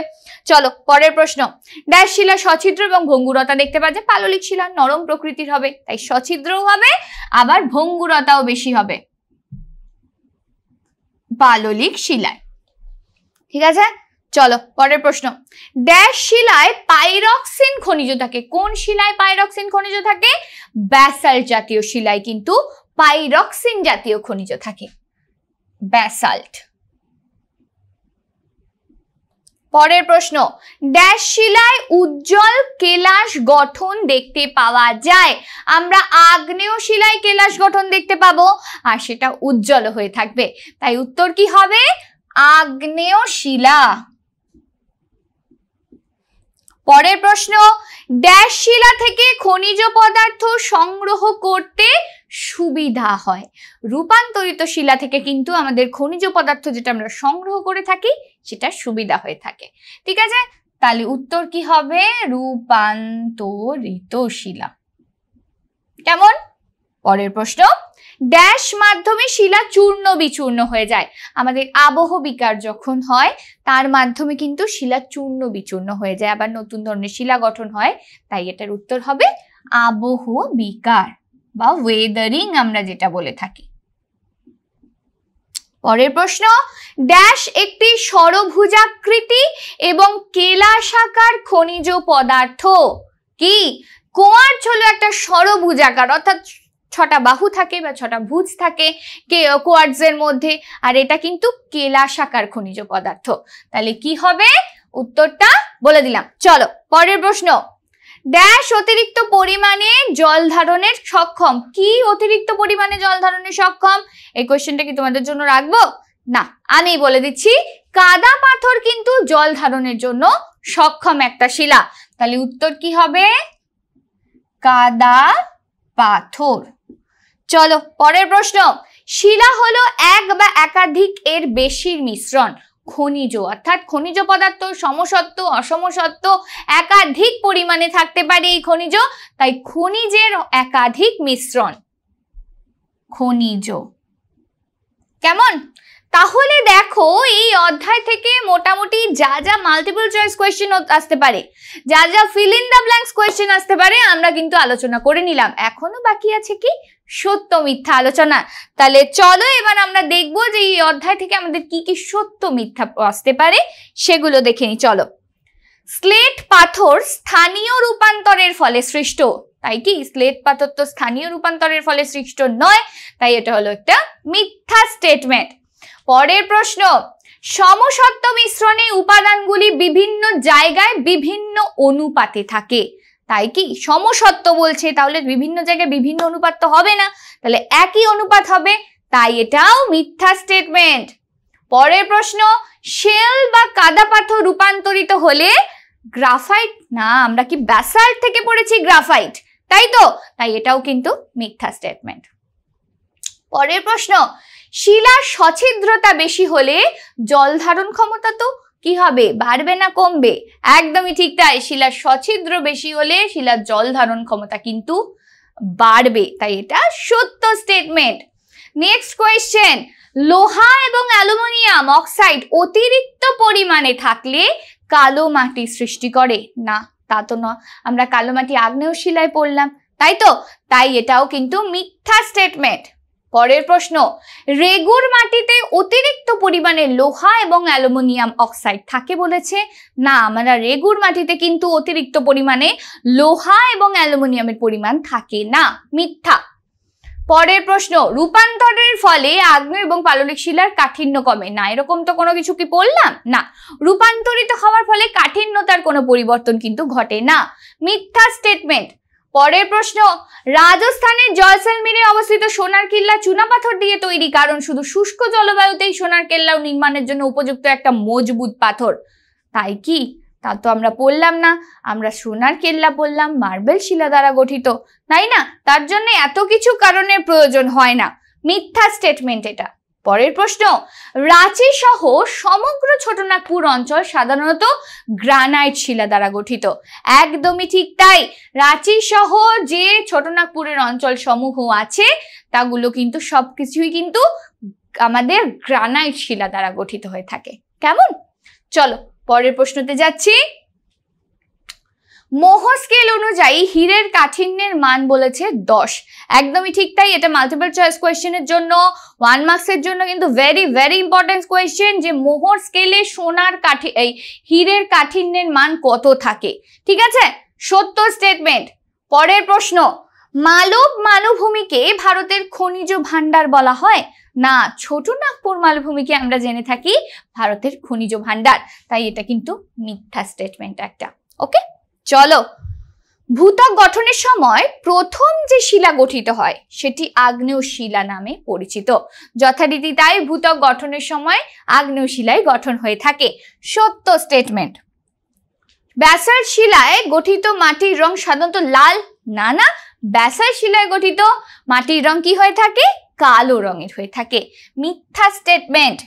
পরের প্রশ্ন, বেলে মাটি কৃষিকাজের পক্ষে খুব উপযোগী বলেছে? না, বেলে মাটিতে তো জল ধারণ ক্ষমতা বেশি থাকবে না, তাহলে কি সেটা কৃষিকাজের জন্য উপযোগী হবে?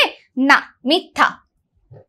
পরের প্রশ্ন, প্রচন্ড চাপ এবং তাপে শিলা রূপান্তরিত হয়, তাই কি?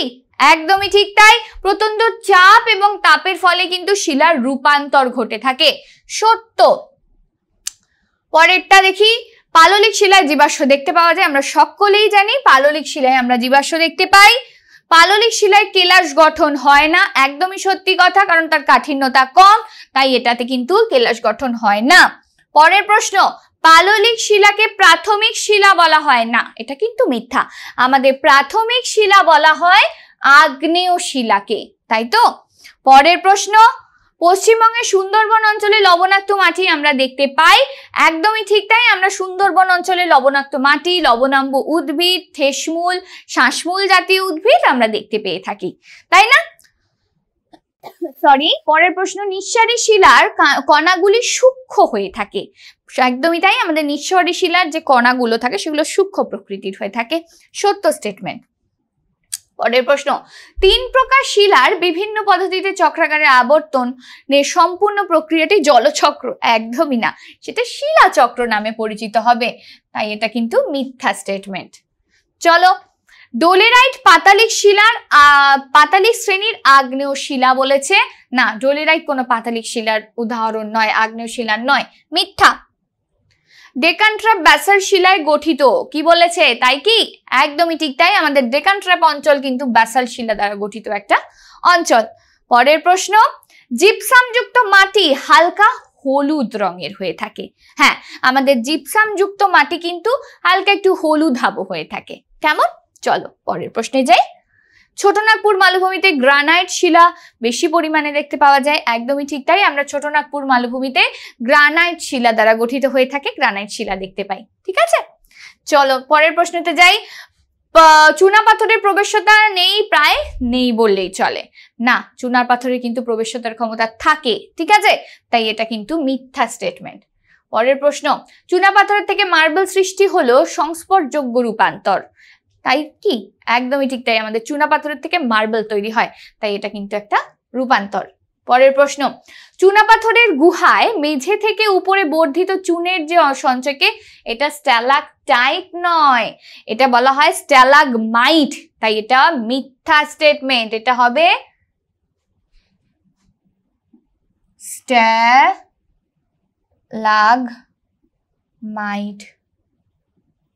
কেমন?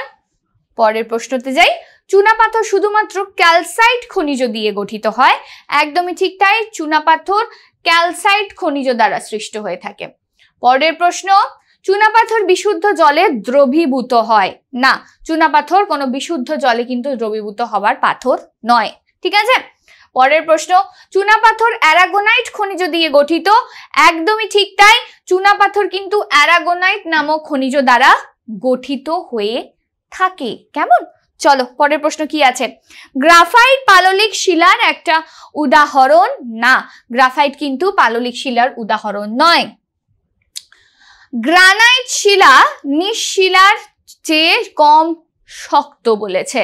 সত্য স্টেটমেন্ট, গ্রানাইট শিলা কিন্তু নিঃশিলার থেকে কম শক্ত। ঠিক আছে, পরের প্রশ্ন, গ্রানাইট শিলা গঠিত অঞ্চলে ভূমিরূপের শীর্ষদেশ হয় চ্যাপ্টা প্রকৃতির? না, আমরা তো তা পড়লাম না, গোলাকার প্রকৃতির পড়েছিলাম, তাই না? মিথ্যা স্টেটমেন্ট। গ্রানাইট রূপান্তর হলে মার্বেলে পরিণত হয়, তাই বললাম না, গ্রানাইট থেকে নিস, তাই না? আর চুনাপাথর থেকে মার্বেল, তাহলে এটা মিথ্যা স্টেটমেন্ট। পরের প্রশ্ন, খনিজের কাঠিন্য পরিমাপের জন্য মোহ স্কেল 1 থেকে 10 পর্যন্ত 10টি ভাগে বিভক্ত থাকে। একদমই ঠিক তাই, মোহ স্কেলের বিভাগ থাকে 1 থেকে 10-এর রেঞ্জে। কেমন? পরের প্রশ্ন, কোয়ার্টজ হলো ব্যাসল্ট শিলার একটি প্রধান খনিজ। একদমই তাই, সত্য স্টেটমেন্ট, কোয়ার্টজ হচ্ছে ব্যাসল্ট শিলার একটা প্রধান খনিজ পদার্থ। পরের প্রশ্ন, কার্স্ট অঞ্চলে স্ট্যালাকটাইট লক্ষ্য করা যায়। যথারীতি তাই, আমরা কার্স্ট অঞ্চলে স্ট্যালাকটাইট, স্ট্যালাকমাইট, স্তম্ভ এগুলো আমরা দেখতে পাই।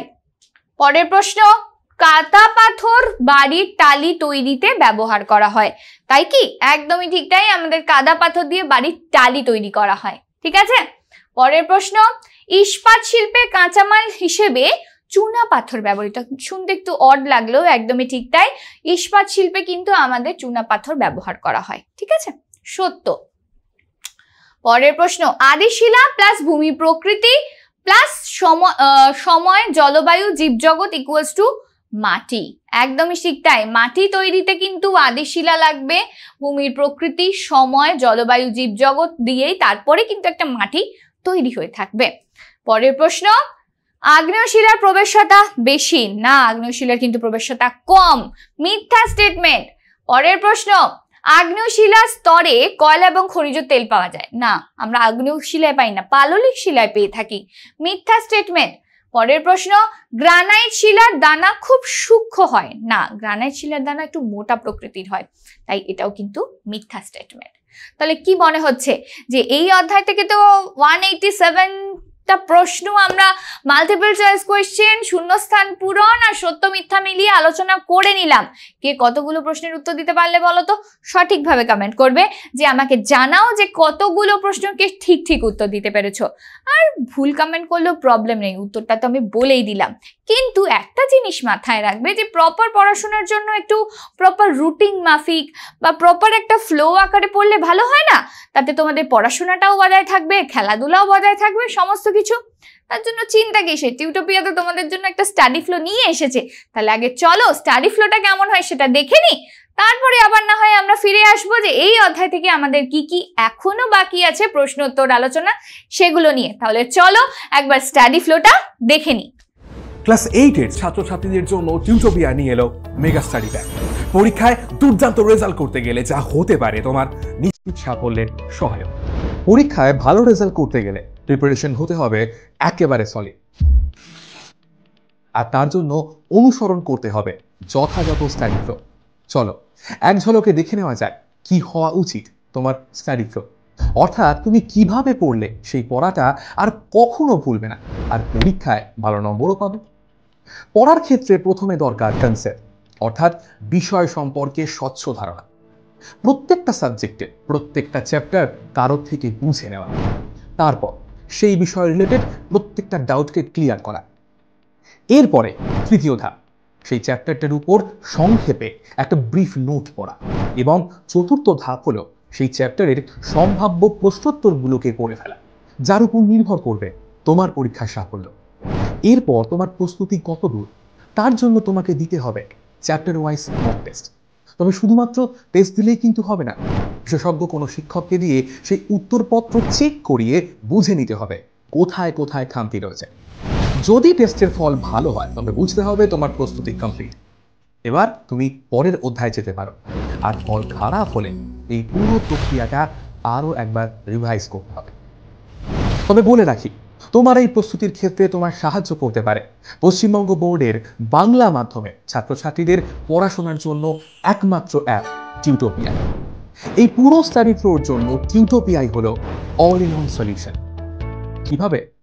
Step 1, concept video.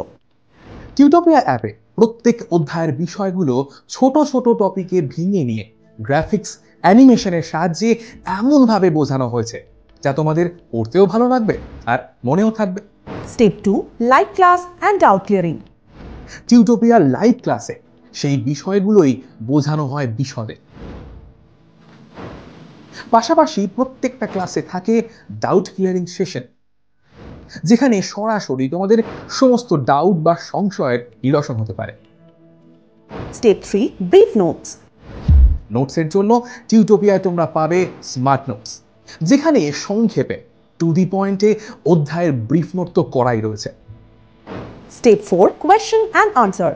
আমাদের অ্যাপের নোটসে প্রশ্নোত্তরের আলোচনা তো থাকছেই, সেই সঙ্গে একটা অধ্যায় সব রকমের প্রশ্নোত্তরের জন্য এখন তোমাদের কাছে থাকছে ইউটিউবের এই ক্লাসগুলো, অর্থাৎ টিউটোপিয়া ডিজিটাল সহায়িকা। Step 5. Mock test. টেস্ট দেওয়ার জন্য টিউটোপিয়া থাকছে প্রত্যেকটা বিষয়ের অধ্যায় ভিত্তিক mock test. Step 6. Answer sheet checking and model answer. উত্তরপত্রের ছবি তুলে আমাদের কাছে পাঠিয়ে দিলে বিশেষজ্ঞ শিক্ষক খাতা দেখে তোমায় জানিয়ে দেবে তোমার পরীক্ষার মার্কস এবং তাদের পরামর্শ। সেই সঙ্গে তোমরা পেয়ে যাবে মডেল উত্তরপত্র, যা দেখে তোমরা বুঝতে পারবে কিভাবে লিখতে হয় কোনো একটা প্রশ্নের আদর্শ উত্তর। তাহলে হলো কিনা তোমার পারফেক্ট স্টাডি ফ্লো এর অল ইন ওয়ান সলিউশন। আর এই সব কিছু নিয়েই অষ্টম শ্রেণীর ছাত্রছাত্রীদের জন্য টিউটোপিয়ার এই মেগা স্টাডি প্যাক। বিশদে জানতে ফোন করো এই নাম্বারে। তাহলে স্টাডি ফ্লোটা দেখে নিলে তো, এবারে চলো আলোচনা করা যাক এই শিলা চ্যাপ্টার থেকে আমাদের কি কি অতি সংক্ষিপ্ত উত্তরধর্মী প্রশ্ন আসতে পারে, যার প্রশ্নমান থাকবে 1 মার্কসে। তাহলে চলো দেখে নি। প্রথম প্রশ্ন, স্পর্শ বা স্থানীয় রূপান্তরের একটা উদাহরণ দাও। কোনটা স্পর্শ বা স্থানীয় রূপান্তরের উদাহরণ? চুনাপাথর থেকে মার্বেল, সেটা হচ্ছে একটা স্পর্শযোগ্য বা স্পর্শ বা স্থানীয় রূপান্তরের মধ্যে আমরা বলতে পারি। কি বললাম? চুনাপাথর থেকে মার্বেল। কেমন? পরের প্রশ্ন দেখি, স্তরায়ন তল কোন শিলায় দেখতে পাওয়া যায়? অর্থাৎ স্তরে স্তরে যে শিলা গঠিত হয় বা খনিজ পদার্থ থাকে, কোন শিলায়? পাললিক শিলায় থাকে, তাই তো? তাই স্তরায়ন তল আমরা দেখতে পাই পাললিক শিলাতে। ওকে, চলো নেক্সট প্রশ্নে যাই। স্ট্যালাকটাইট ও স্ট্যালাগমাইট কোন পাললিক শিলায় দেখতে পাওয়া যায়? আমরা চুনাপাথর গঠিত পাললিক শিলাতে স্ট্যালাকটাইট এবং স্ট্যালাগমাইট জাতীয় ভূমিরূপ দেখতে পাই। কি বললাম? চুনাপাথর। নেক্সট কোয়েশ্চেন, সোনার কেল্লা, লাল কেল্লা কি পড়ছিলাম এতক্ষণ? কোন শিলায় গঠিত? চুনাপাথর এবং সোনার কেল্লা, লাল কেল্লা এগুলো বেলে পাথর দ্বারা গঠিত। নেক্সট কোয়েশ্চেনে যাচ্ছি, সিমেন্ট তৈরিতে কোন শিলা ব্যবহার করা হয়? আমাদের সিমেন্ট তৈরিতে ব্যবহার করা হয় চুনাপাথর গঠিত শিলা। নেক্সট, সমুদ্রের তলদেশে কোন শিলা সৃষ্টি হয়? আমাদের সমুদ্র তলদেশে, অর্থাৎ যেখান থেকে আমরা খনিজ তেল, প্রাকৃতিক গ্যাস উত্তোলন করে থাকি, সেখানে সৃষ্টি হয় আমাদের পাললিক শিলার। পরের প্রশ্নে যাই। সবচেয়ে কঠিন খনিজ কোনটি? সব থেকে কঠিন খনিজ হলো হিরে, কারণ হিরে দিয়ে সমস্ত কিছু কাটা যায়, ঠিক আছে? তাই হিরে হলো সব থেকে কঠিন এক প্রকার খনিজের উদাহরণ। পরের প্রশ্ন, শ্বেত পাথর বা মার্বেল কোন জাতীয় শিলা? রূপান্তরিত শিলা, অর্থাৎ চুনাপাথর, শ্বেত পাথর এগুলো হচ্ছে রূপান্তরিত শিলার উদাহরণ। কি হবে? রূপান্তরিত শিলা। পরের প্রশ্নে যাই, শিলার স্পর্শ রূপান্তরের একটা উদাহরণ দাও। চুনাপাথর থেকে মার্বেল এই কিছুক্ষণ আগে বললাম। চলো পরের প্রশ্ন দেখি, শিলার খনিজের কাঠিন্য পরিমাপের স্কেলের নাম কি? কি পড়ছিলাম এতক্ষণ? মোহ স্কেল, যা 1 থেকে 10 পর্যন্ত পরিমাপ থাকে, অর্থাৎ 10 ভাগের। তাহলে উত্তর কি হবে? মোহ স্কেল। কেমন? পরের প্রশ্ন দেখি, শিলার আঞ্চলিক রূপান্তর কিসের প্রভাবে ঘটে থাকে? চাপের প্রভাবে হয় শিলার আঞ্চলিক রূপান্তর, অর্থাৎ উত্তর কি হবে? চাপের প্রভাবে। কেমন? পরের প্রশ্নে যাচ্ছি, শিলা গঠনকারী একটা খনিজের নাম লেখো। কোন খনিজ শিলা গঠন করতে পারে? কোয়ার্টজ করতে পারে, ফেলসপার করতে পারে, অভ্র, জিপসাম, এগুলো হচ্ছে শিলা গঠনকারী খনিজের নাম। কেমন? পরের প্রশ্ন, লালকেল্লা এক ধরনের কোন শিলায় গঠিত? এতক্ষণ ধরে আমরা পড়লাম বেলে পাথর দ্বারা গঠিত। ঠিক আছে, পরের প্রশ্নতে যাচ্ছি। রেল লাইনের মাঝে পড়ে থাকা শিলার নাম কি? আমরা সকলে জানি রেল লাইনের মাঝে পড়ে থাকে ব্যাসল্ট রক অর্থাৎ ব্যাসল্ট শিলা। নেক্সট কোয়েশ্চেন, রাসায়নিক উপায়ে গঠিত একটা পাললিক শিলার নাম লেখো। অর্থাৎ রাসায়নিক উপায়ে আমাদের কোন শিলা গঠিত হয়? চুনা পাথর হলো একটা পাললিক শিলা। ঠিক আছে, পরের প্রশ্নতে যাচ্ছি। মোহ স্কেল অনুযায়ী ক্যালসাইটের কাঠিন্যতার মাত্রা কত থাকে? 3 থাকে ক্যালসাইটের কাঠিন্যতার মাত্রা। ঠিক আছে, মাটি সৃষ্টির পূর্বে ক্ষয়প্রাপ্ত শিলাচূর্ণকে কি বলা হয়? মাটি সৃষ্টির আগে যে ক্ষয়প্রাপ্ত শিলাচূর্ণ থাকে তাকে বলা হয় রেগোলিথ। এই রেগোলিথ থেকে কিন্তু মাটি সৃষ্টি হয়ে থাকে।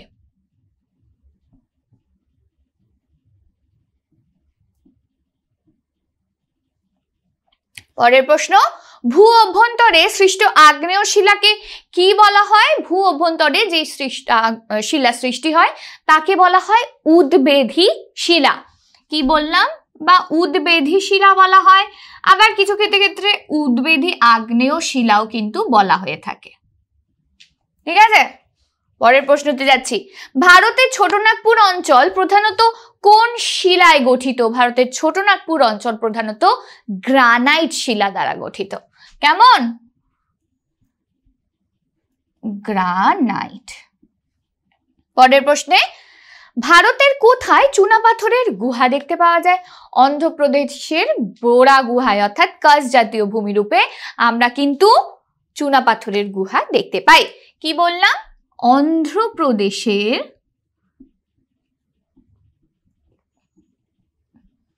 বোরা কেভ আমরা যেটা বলে থাকি,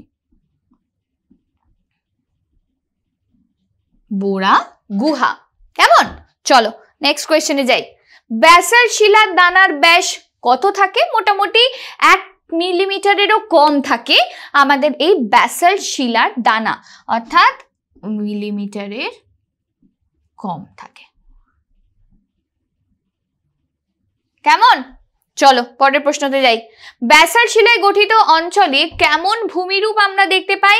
ব্যাসল্ট শিলা গঠিত অঞ্চলে চ্যাপ্টা প্রকৃতির ভূমিরূপ আমরা দেখতে পাই। চ্যাপ্টা। পরের প্রশ্ন, ব্যাসল্ট শিলা গঠনকারী প্রধান খনিজগুলোর নাম লেখো। কোয়ার্টজ, ফেলসপার, অলিভিন, পাইরক্সিন এইগুলো হলো ব্যাসল্ট শিলা গঠনকারী খনিজের নাম। পরের প্রশ্নতে যাই। ফেলসপারের মূল উপাদান কি? পটাশিয়াম হলো ফেলসপারের মূল উপাদান। পটাশিয়াম। কেমন? নেক্সট, ফেলসপার কি কাজে ব্যবহার করা হয়? কাঁচ তৈরিতে, সেরামিকের জিনিস তৈরিতে আমরা ফেলসপার ব্যবহার করে থাকি। কেমন? পরের প্রশ্ন, ফিলাইট কোন শিলার রূপান্তরিত রূপ? স্লেট শিলার রূপান্তরিত রূপ হলো আমাদের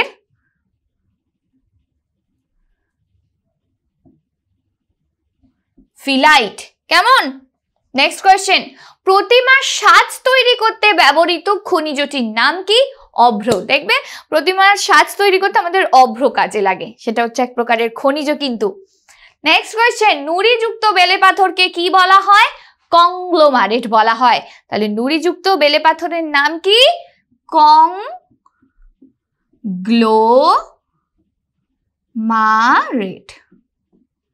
কেমন?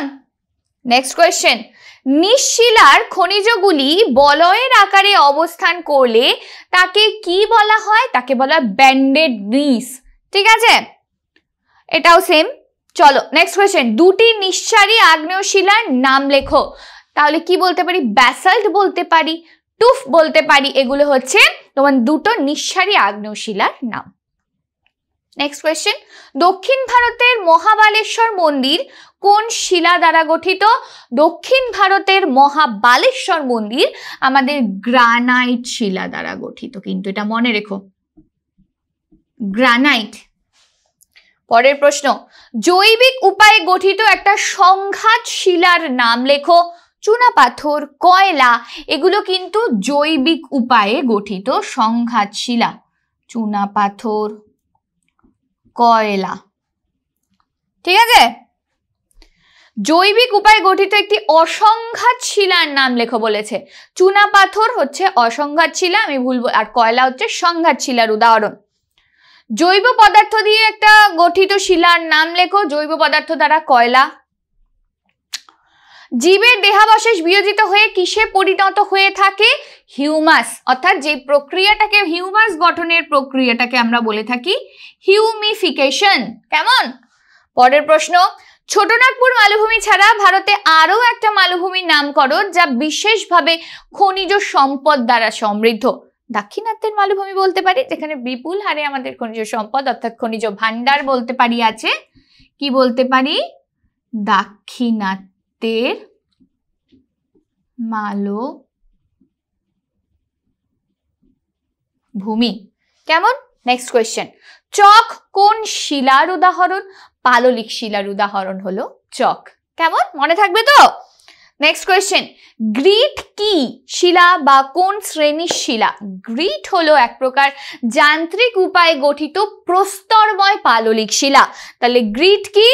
যান্ত্রিক উপায়ে গঠিত একটা প্রস্তরময় পাললিক শিলা। ঠিক আছে। পরের প্রশ্ন, গ্রানাইট শিলার বর্ণ কিরকম? হালকা সাদাছে টাইপের বা ধূসর থেকে হালকা গোলাপি রঙের হয়ে থাকে আমাদের এই গ্রানাইট শিলা। গ্রানাইট কি জাতীয় শিলা? আমরা জানি সকলেই, গ্রানাইট হলো এক প্রকারের আগ্নেয় শিলা। নেক্সট কোয়েশ্চেন, গ্রানাইট ও ব্যাসাল্ট শিলায় কোন খনিজ থাকায় তা ক্ষয় প্রতিরোধী হয়ে থাকে? কোন শিলা থাকে? কোয়ার্টজ শিলা থাকায় সেটা ক্ষয় প্রতিরোধী শিলা হয়ে থাকে। তাহলে কোয়ার্টজের কিন্তু ক্ষয় প্রতিরোধ ক্ষমতা থাকে, তাই না? চলো পরের প্রশ্ন, কোয়ার্টজ কোন শিলার রূপান্তর? বেলে পাথরের রূপান্তর হচ্ছে কোয়ার্টজ। নেক্সট, কোন শিলার মধ্যে কয়লা খনিজ তেল পাওয়া যায়? আমরা সকলে পড়লাম এতক্ষণ ধরে যে পাললিক শিলার মধ্যে আমরা কয়লা, খনিজ তেল, প্রাকৃতিক গ্যাস এগুলো পেয়ে থাকি। কেমন? চলো পরের প্রশ্নতে যাই। কোন শিলায় প্রবেশ্যতা বেশি? স্বাভাবিকভাবে বুঝতেই পারছো, পাললিক শিলাতে কিন্তু প্রবেশ্যতা বেশি।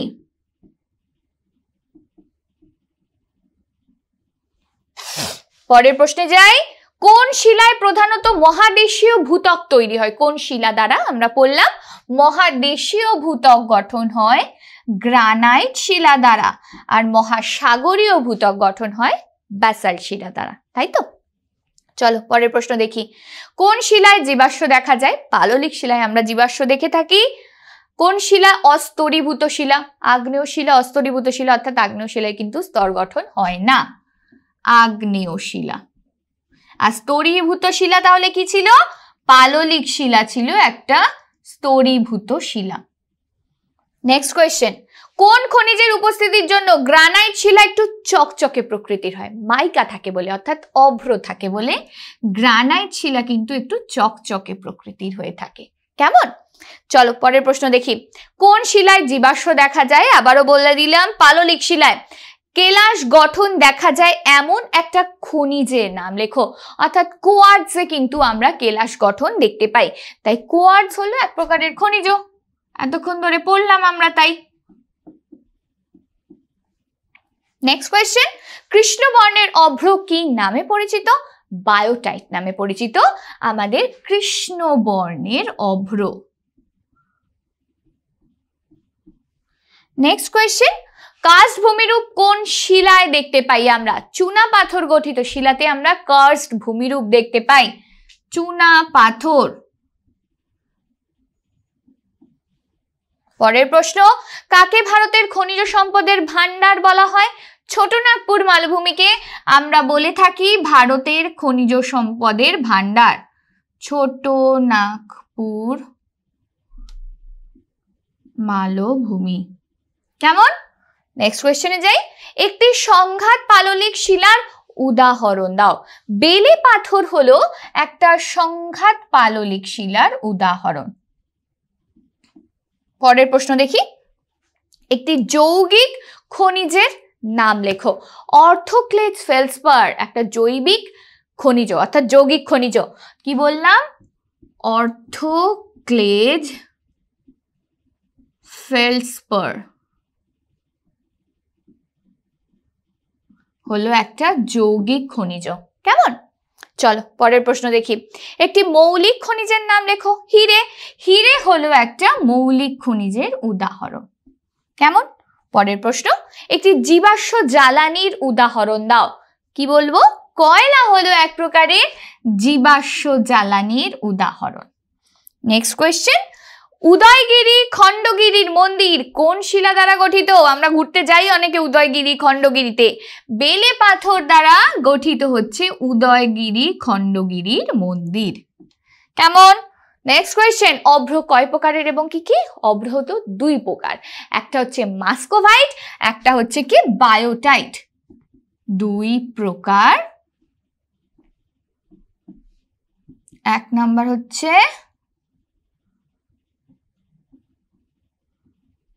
মাস্কোভাইট, দুই নাম্বার হলো বায়োটাইট। কেমন? তাহলে দেখো এই অধ্যায় থেকে আমাদের কি কি অতি সংক্ষিপ্ত অর্থাৎ 1 মার্কসের কোয়েশ্চেন আসতে পারলো সেটাও দেখে নিলাম। তাহলে আর কি কি বাকি রইলো? এখনো 2 মার্কস বাকি রইলো, 3 মার্কসের কোয়েশ্চেন বাকি রইলো আর 5 মার্কসের কোয়েশ্চেন বাকি রইলো, তাই তো? তাহলে চলো দেরি না করে শুরু করে দিই না, আমাদের 2 মার্কসের কি কি কোয়েশ্চেন আছে সেগুলো দেখে নিই। তাহলে চলো এবার আলোচনা করা যাক এই শিলা অধ্যায় থেকে আমাদের কি কি সংক্ষিপ্ত প্রশ্ন আসতে পারে, যার প্রশ্নমান থাকবে 2 মার্কসে। তাহলে চলো দেরি না করে প্রথম প্রশ্নটা কি আছে দেখে নিই। শিলা বলতে কি বোঝো? খুব ইজি একটা কোয়েশ্চেন, কিন্তু এই কোয়েশ্চেনটাকে যদি আমরা গুছিয়ে উত্তর লিখতে চাই কি বলবো? যে আমাদের প্রকৃতিতে প্রাপ্ত অর্থাৎ আমাদের প্রকৃতিতে আছে অনেক এক বা একাধিক খনিজের মিশ্রণ, অর্থাৎ সেই মিশ্রণে কিন্তু সমসত্ব মিশ্রণও থাকবে আবার অসমসত্ব মিশ্রণও থাকবে। এই মিশ্রণকে অর্থাৎ খনিজের সমসত্ব এবং অসমসত্ব মিশ্রণকে আমরা বলে থাকি শিলা। যেমন এর মধ্যে কি থাকে? নুড়ি, পাথর, বালি, কাদা, এগুলো সবকিছুই শিলার মধ্যে পড়ছে, কিন্তু কিছু পরিমাণ সমান পরিমাণে আছে কোনো কোনো শিলায়, আবার কোনো কিছু জিনিস সেটা অসমান পরিমাণে আছে, তাই তো? তাহলে চলো পরের প্রশ্নটা দেখি। সমসত্ব এবং অসমসত্ব মিশ্রণ বলতে কি বোঝো? কোয়েশ্চেনটা কিন্তু খুব সোজা, যদি মানেটা ভালোভাবে দেখো। যে সমসত্ব মানে কি? সম পরিমাণে, অর্থাৎ যেসব মিশ্রণে উপাদানগুলো সব জায়গায় সমান অনুপাতে থাকে অর্থাৎ সেম রেশিওতে থাকে, তাকে বলা হয় সমসত্ব মিশ্রণ। আর অপরদিকে অসমসত্ব মানে বোঝাই যাচ্ছে যে যেসব মিশ্রণে উপাদানগুলো বিভিন্ন জায়গায় বিভিন্ন অনুপাতে থাকে অর্থাৎ বিভিন্ন রেশিওতে থাকে, তাকে আমরা বলি কি? অসমসত্ব মিশ্রণ। কেমন? চলো পরের প্রশ্ন দেখে নি কি আছে। শিলা কয় প্রকার এবং কি কি? আমরা জানি শিলা প্রধানত 3 প্রকার। কি কি? আগ্নেয় শিলা,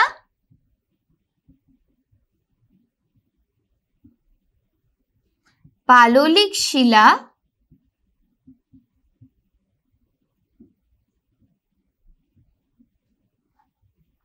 এবং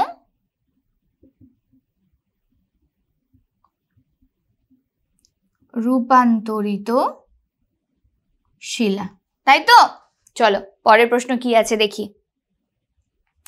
শিলার প্রবেশতা কাকে বলে? কি বলবো? যে শিলার প্রবেশ করার ক্ষমতা, অর্থাৎ শিলার মধ্যে যখন কোনো তরল বা গ্যাসীয় পদার্থ প্রবেশ করতে পারে অর্থাৎ প্রবেশ করার ক্ষমতা থাকে। কি বললাম? তরল পদার্থ এবং গ্যাসীয় পদার্থের প্রবেশ করার ক্ষমতা থাকে, তাকে আমরা বলছি শিলার প্রবেশতা। আর এরকম প্রবেশ্য শিলার উদাহরণ আমরা কি বলতে পারি? বেলে পাথর। বেলে পাথরে কিন্তু প্রবেশতার ক্ষমতা বেশি থাকে, ঠিক আছে? পরের প্রশ্ন দেখি। শিলার অপ্রবেশ্যতা বলতে কি বোঝো? বোঝাই যাচ্ছে যখন তরল এবং গ্যাসীয় মাধ্যম প্রবেশ করার ক্ষমতা থাকে না, তাকে আমরা বলছি কি? শিলার অপ্রবেশ্যতা। কেমন? চলো পরের প্রশ্ন দেখি, কোয়েশ্চেন নাম্বার 6, আগ্নেয় শিলা কিভাবে সৃষ্টি হয়? আমরা বলতে পারি সাধারণত আগ্নেয় শিলা কিন্তু দু প্রকার অর্থাৎ দুভাবে সৃষ্টি হয়ে থাকে। একটা কি বলতে পারি, ভূপৃষ্ঠে লাভার শীতলীকরণ, কথাটা একটু মাথায় রাখো। একটা বলছে কি ভূপৃষ্ঠে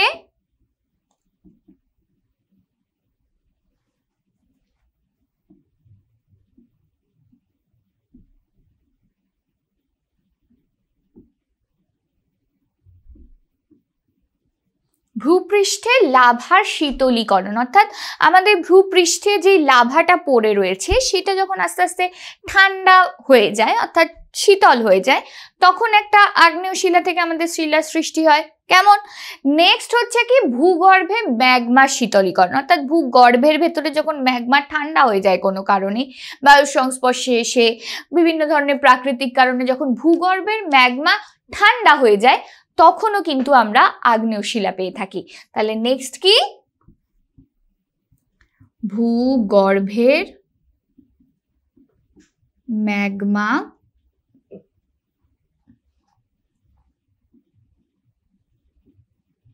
শীতলীকরণ। কেমন? চলো পরের প্রশ্নটা দেখি। নিঃসারী আগ্নেয় শিলা বলতে কি বোঝো? আমরা জানি আগ্নেয় শিলার দুটো ভাগ রয়েছে, উদ্বেধী এবং নিঃসারী। এর মধ্যে থেকে নিঃসারী আগ্নেয় শিলা কাকে বলছি? ভূগর্ভস্থ উত্তপ্ত গলিত পদার্থ, অর্থাৎ যেটাকে আমরা বলে থাকি ম্যাগমা, যখন ভূ অভ্যন্তরের মধ্যে চাপে তাপে ভূত্বকের দুর্বল ফাটল অংশ থেকে বাইরে বেরিয়ে এসে, অর্থাৎ দুর্বল ফাটল অংশ বরাবর বাইরে বেরিয়ে এসে তরল লাভা রূপে ভূপৃষ্ঠে প্রবাহিত হয়। এই লাভা যখন বাতাসের অর্থাৎ আবহাওয়ার সংস্পর্শে আসে তখন তা কিন্তু ঠান্ডা এবং কঠিন হয়ে শিলার সৃষ্টি করে। তাকে আমরা বলছি কি নিঃসারী আগ্নেয় শিলা। অর্থাৎ ভূ অভ্যন্তরে থাকা লাভা বিভিন্ন কারণে অর্থাৎ ফাটল বরাবর বাইরে বেরিয়ে এসে যখন বাতাসের সংস্পর্শে এসে আমাদের ভূপৃষ্ঠে একটা কঠিন আবরণের সৃষ্টি করছে তাকে আমরা বলছি কি নিঃসারী আগ্নেয় শিলা। কেমন? রূপান্তরিত শিলা থেকে খনিজ পদার্থ সংগ্রহ করতে সুবিধা হয় কেন বলেছে? এটা মাথায় রাখো যে রূপান্তরিত শিলা থেকে কিন্তু আমরা খনিজ পদার্থ খুব ইজিলি সংগ্রহ করতে পারি, এটা একটা শর্ট কোয়েশ্চেন। কিন্তু কেন? প্রচন্ড চাপে এবং তাপে বা রাসায়নিক বিক্রিয়ার মাধ্যমে যখন আগ্নেয় এবং পাললিক শিলা রূপান্তরিত, আমরা কি জানি আগ্নেয় এবং পাললিক শিলা রূপান্তরিত হয়ে রূপান্তরিত শিলায় পরিণত হয়, তাই তো? এই চাপে এবং তাপে যখন আগ্নেয় এবং পাললিক শিলার রূপান্তর ঘটছে, এই রূপান্তরের ফলে কিন্তু শিলার ভেতরে যে খনিজ পদার্থগুলো অবস্থান ঘটছে তার কিন্তু পরিবর্তন ঘটে, অর্থাৎ শিলার ভেতরে থাকা খনিজের অবস্থানের পরিবর্তন ঘটছে। তখন একই ধর্ম বিশিষ্ট খনিজ পদার্থগুলো আবার পুনর্বিন্যাস ঘটছে, একদিকে কাছাকাছি চলে আসছে। ফলে কি হচ্ছে, রূপান্তরিত শিলা থেকে বাণিজ্যিকভাবে খনিজ পদার্থ সংগ্রহ করতে কিন্তু সুবিধা হচ্ছে।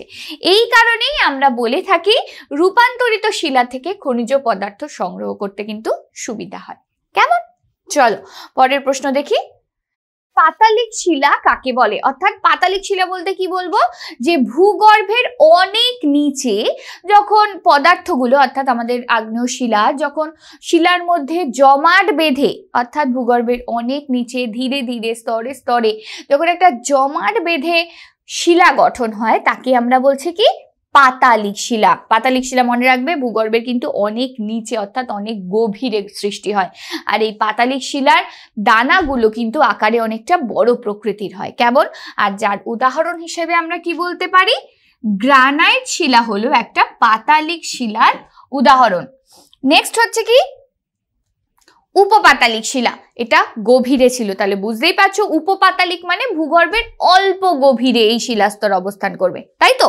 তাহলে ভূগর্ভের অল্প গভীরে অবস্থিত ফাটলে এই শিলার উৎপত্তি হয় এবং এই শিলার দানাগুলো কিন্তু একটু সূক্ষ্ম প্রকৃতির হয়, উপপাতালিক শিলা। কেমন? যার উদাহরণ হিসেবে আমরা কিসের কথা বলতে পারি, ডোলেরাইট। ডোলেরাইট হলো একটা উপপাতালিক শিলার উদাহরণ। কেমন? চলো পরের প্রশ্নে যাচ্ছি। স্তরায়ন তল কাকে বলে, অর্থাৎ স্তরায়ন স্তরে স্তরে গঠিত হয়। তাহলে প্রথমে আগে কি বলতে হবে, স্তরায়ন শিলা থেকে কিন্তু স্তরায়ন তল হচ্ছে। তাহলে সমুদ্র, সাগর, হ্রদ, নদীর তলদেশে পলি যখন স্তরে স্তরে অর্থাৎ ধাপে ধাপে সঞ্চিত হয়ে পাললিক শিলা গঠন করে তাকে আমরা কি বলে থাকি, স্তরীভূত শিলা। আমরা জানি পাললিক শিলার অপর নাম হচ্ছে কি, স্তরীভূত শিলা। কিন্তু এই পাললিক শিলার এই স্তরগুলো একটি অপরটির সাথে যখন একটা তলে মিলিত হয়ে যায়, মানে একটা সেম লেভেল হয়ে যায়, একটা সেম বেস থাকে, তখন তাকে আমরা বলছি স্তরায়ন তল। আচ্ছা, কি বললাম, পাললিক শিলার এই স্তরগুলো একটা আরেকটার সঙ্গে যে তলে যুক্ত হয় অর্থাৎ তাকে আমরা বলছি স্তরায়ন তল। কেমন? পরের প্রশ্নে যাই। গ্রানাইট শিলার দানাগুলি ব্যাসাল্ট শিলার অপেক্ষা বড় হয় কেন? এটাও আরেকটা গুরুত্বপূর্ণ প্রশ্ন, যে গ্রানাইট হচ্ছে পাতালিক শিলা, এখন আমরা পড়লাম। ব্যাসাল্ট হচ্ছে নিঃসারী শিলা, তাও পড়লাম। তাহলে ব্যাসাল্ট বা অন্য কোনো নিঃসারী শিলা ভূপৃষ্ঠের লাভা অর্থাৎ ভূপৃষ্ঠের ওপরে যে লাভা থাকে সেটা যখন বাতাসের সংস্পর্শে এসে যায় তাহলে সেটা কি হবে, খুব তাড়াতাড়ি শীতল হয়ে যাবে।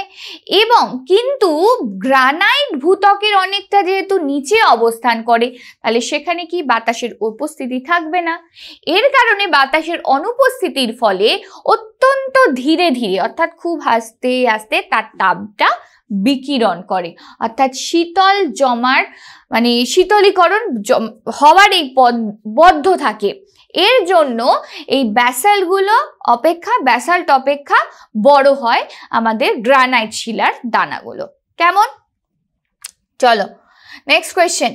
ব্যাসাল্ট আগ্নেয় শিলার কণা সূক্ষ্ম হয় কেন? এটা কিন্তু আরেকটা ঘুরিয়ে দিয়েছে। আমরা কি জানলাম, ব্যাসাল্ট এক ধরনের নিঃসারী আগ্নেয় শিলা।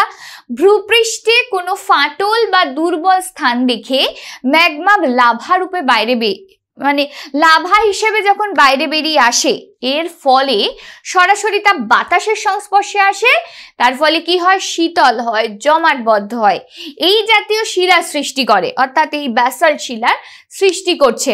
এভাবে খুব তাড়াতাড়ি যখন জমাট বেঁধে গঠিত হয় আমাদের ব্যাসাল্ট শিলার, এই কারণে এই ব্যাসাল্ট শিলার কিন্তু কণাগুলো সূক্ষ্ম প্রকৃতির বা ছোট ছোট হয়। কেমন? চলো পরের প্রশ্নেতে যাই। পাললিক শিলা কিভাবে সৃষ্টি হয়? কিছুক্ষণ আগে আমি তোমাদেরকে বললাম যে ভূপৃষ্ঠের প্রাথমিক শিলাসমূহ যখন নদী, হিমবাহ, বায়ু প্রবাহ, সমুদ্র তরঙ্গ এগুলো সমস্ত কিছুর ঘাত প্রতিঘাতে বা রাসায়নিক বিক্রিয়ার ফলে এরা কিন্তু প্রতিনিয়ত চূর্ণ বিচূর্ণ হচ্ছে। এই ক্ষয়প্রাপ্ত নুড়ি, বালি, পলি, সাগর, মহাসাগর, নদী বা হ্রদের তলদেশে আকার এবং আয়তন অনুসারে সঞ্চিত হয় পলি স্তরে স্তরে।